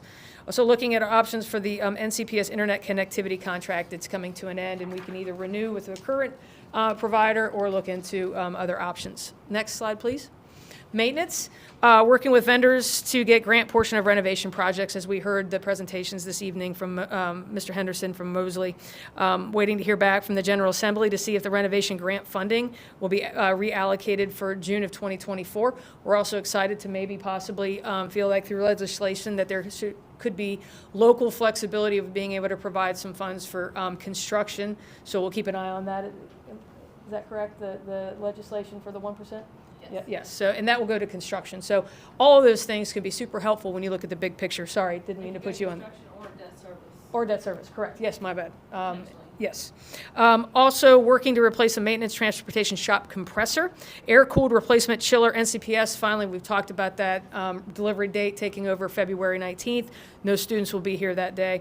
And also had some damage to the rooftop mounted condenser unit to the freezer at the middle high school kitchen. Honeywell is working on that. Next slide, please. We tested another individual, Dwayne Guttridge, to be able to upgrade his CDL license. So again, I appreciate the efforts to try to centralize a lot of the things that we can do here, whether it's assisting in training to get CDLs, bringing in resources to be able to address, diesel and things of that nature. I like that forward thinking. We also began training 2 new folks to begin subbing on van and car routes. January 31st, we held with Daniel, with Sonny Merriman, here to provide training for our drivers and mechanics for the new electric buses. They do run differently, they're built differently, so we need to be able to train those who will be working on it, but also training emergency services. So if something were to happen and we have EMS or we have law enforcement reporting to be able to support us, they need to understand the inner workings of it. So I really appreciate the show that the show enforcement of not only our EMS and law enforcement, but also local towing agencies. To tow these things, it's a little different than towing a regular bus, and so a little bit more expensive, I think. But it was, I appreciate the thought of we need to train these individuals, because the last time, the worst possible time that you want to think of training these individuals is when it's on the spot and you need something to take place with these vehicles. That's not when you want to find out. And so I appreciate that effort. Next slide, please. We have completed on-site CACFP supper meal pass observations, so all these different things that take place over the course of time. We continue to add more scratch and semi-scratch options to our menus, such as fresh collards, chicken and dumpling soup, and white chicken chili and black bean salad, as you see that bottom left picture. We had our second wellness committee, and I failed to mention that the wellness committee is really a collaborative effort. So it's stemming, we include parts of instruction, but also HR, and then also nutrition and pupil services. So the SPED and the student services, and it takes a lot of different effort. It's not just focused on nutrition, but it's the mental and the health wellness aspects. So I appreciate the willingness to collaborate and do things like Time for Me Thursday, as you see that middle picture. If you can click another button, Ms. Ponton, there you go. So throughout the month of January, we served 8,598 breakfast meals, 15,464 lunch meals, and then also due to after-school activities and instructional opportunities, 771 meals, which I think is important that we continue to provide these services and support for our families. And the last slide that you see there, I'd like to celebrate the community engagement events. Again, this was a goal and an expectation set out at the very beginning of the school year, because we want to bring those relationships and families back to us and go from there and be able to build the success. So we had family night, community attendance, and a partnership with Blue Ridge Medical Center. We also had the 100th day of school celebrations, which is always really cute. And why is that a family engagement? Because our families and everyone are getting kind of involved in that process and in celebrating school in the 100th day of it. Also, we had Ty River Winter Bingo Night with a local celebrity visitor by Joe TV. So we had an on-the-spot weather reporter that was able to kind of, it was really entertaining, and it was great, and it was such a wonderful turnout. So as she's filming herself, it shows just the cafeteria packed. So it was really great timing for that. We also had attendance celebration at Rockfish. So again, we continue to we know the research shows that when you're in attendance at school and you drop chronic absenteeism, student achievement in learning is increasing. So, we're about to be timed out. I better talk faster. And so there are different celebrations taking place at schools to be able to impromptu celebrate those who are in attendance that day. And we also had a remote learning day and a celebration of the reading activities that took place outside of our building. Families shared those pictures. And we put it out there on social media to be able to celebrate that. And I appreciate that. And I appreciate those who sent the pictures in, because that's buying into what we're doing and the learning that's taking place. And that is the conclusion of the Pathways to Success. Do you have a bet on how long it will take? Lightning fast. No, not at all. All right, you good? Any questions? Thank you. No? Oh, Okay. thank you. Nope. Okay, now we are at number 10, items for action. We have, the first one is approval to declare textbooks as surplus. And I'll need a motion to approve if there's no discussion. I make a motion to approve the attached list of textbooks as surplus. I second. A motion and a second. All in favor, say aye. Aye. Aye. Okay, next we have approval for the prep costs, the additional costs that were talked about for the occupational therapy services. I move that we pay the additional It's 27,000. Do I need to 27,000. put that in there? I don't remember the number exactly. Does anybody have that? It's just an additional that was stated in the memo. It's I can look it up. $27,754. There you go. $27,754. $754. Yes. I move that we pay the $27,754 in extra occupational therapy services due. Second. A motion and a second. All in favor, say aye. Aye. Aye. Item C, proclamation for February is Love the Bus Month. I just need a motion to approve that proclamation. I'll make a motion to approve the proclamation for February as Love the Bus Month. Second. Have a motion and a second. All in favor? Aye. Aye. Item D, we need to, and were there changes or no? I can speak to it. Yes. Okay, yes. So we're going to talk about approving the division calendar for 2024, 2025. Okay, so again, a proposed calendar for adoption was draft A. We went through calendar considerations since our last meeting. We had a second survey that went out to staff. We had 90 staff contribute to that survey, and the results were out of A, B, and C as drafts. That was the A choice. Some of those choices were based on semester balanced days. And then, again, the beginning and end dates, planning time for teachers. For the student survey, we had juniors participate. We had 56 students participate. They also chose A. And the reason was that they liked the beginning and end dates, winter break, graduation date. Although I did have a couple comments that said the less days, the better from students. Imagine that. Okay, so Superintendent's Advisory Committee meeting was held, and they also gave feedback to A that they liked that just a couple of changes were made, and that was some of the labels on the calendar that we had as draft A. We just changed some of the terms, like I think we had like holiday versus something else we had listed on the calendar. We took some order that we had on same dates listed, just different order in the listings. So that was A. And then parent advisory meeting also gave just overview, Dr. Hester gave them of starting dates and end dates, and the fact that we were starting mid-month in August as opposed to end of the month, gave justification for that with our requirements for the state code, and then just parent conference changes for the parents conference times that are listed.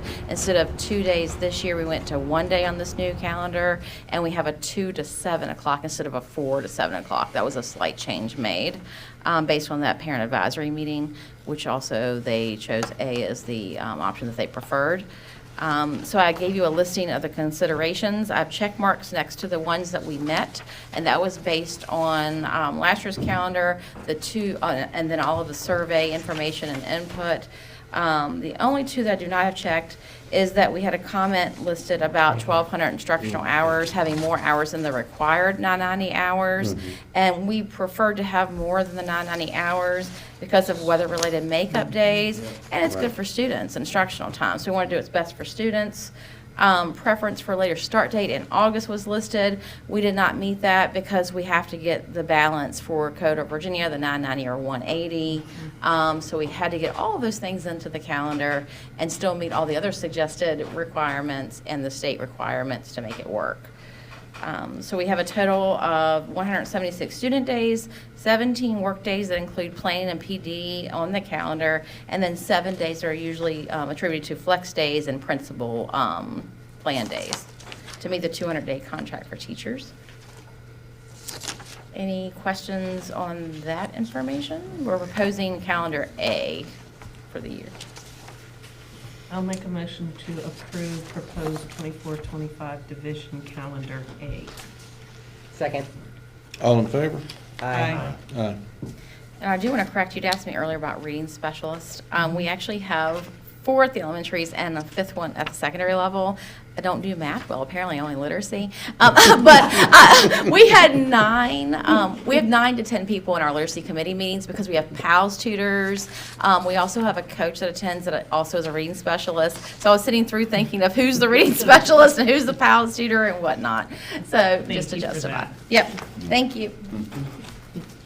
Okay, item E is a field trip request, the Nelson Middle School Gifted Art and Drama Program to go to Washington DC. I will need a motion to approve if there's no discussion. I make a motion to approve the out-of-state field trip request for NMS gifted art and drama students to Washington DC on February 27th. Second. Motion and a second. All in favor, say aye. Aye. Item F is also a field trip request, the Nelson Middle School TAG program to go to DC. Need a motion? I'll make a motion to approve the out-of-state field trip request for NMS tag students to Washington DC, April 9th. Second. All in favor? Aye. Item G is another field trip request for the NCHS FCCLA for a trip to Virginia Beach. I'll need a motion. I make a motion to approve the overnight field trip request for NCHS FCCLA to Virginia Beach for FCCLA State Conference, April 11th to the 14th, 2024. Second. All in favor? Aye. And H is also a field trip request, Nelson Middle School FCCLA to Virginia Beach.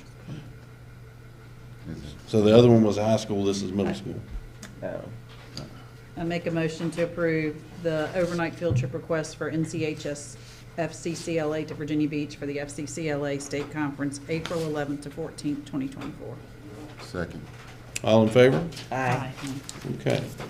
And we do need a closed session, right? Yes. Okay, so I will need a motion For? for us to go into closed session for What do we need it for? Personnel. Just, just personnel? do you have that? Okay, just personnel. Okay, She's got it. all right. I move that the school board go into closed session to consider personnel positions as authorized by Virginia Code 2.2-3711A1 for the purposes of discussion or consideration of employment with assignments, appointments, promotions, or resignations of employees. I second that. All in favor? Aye. We're in closed session.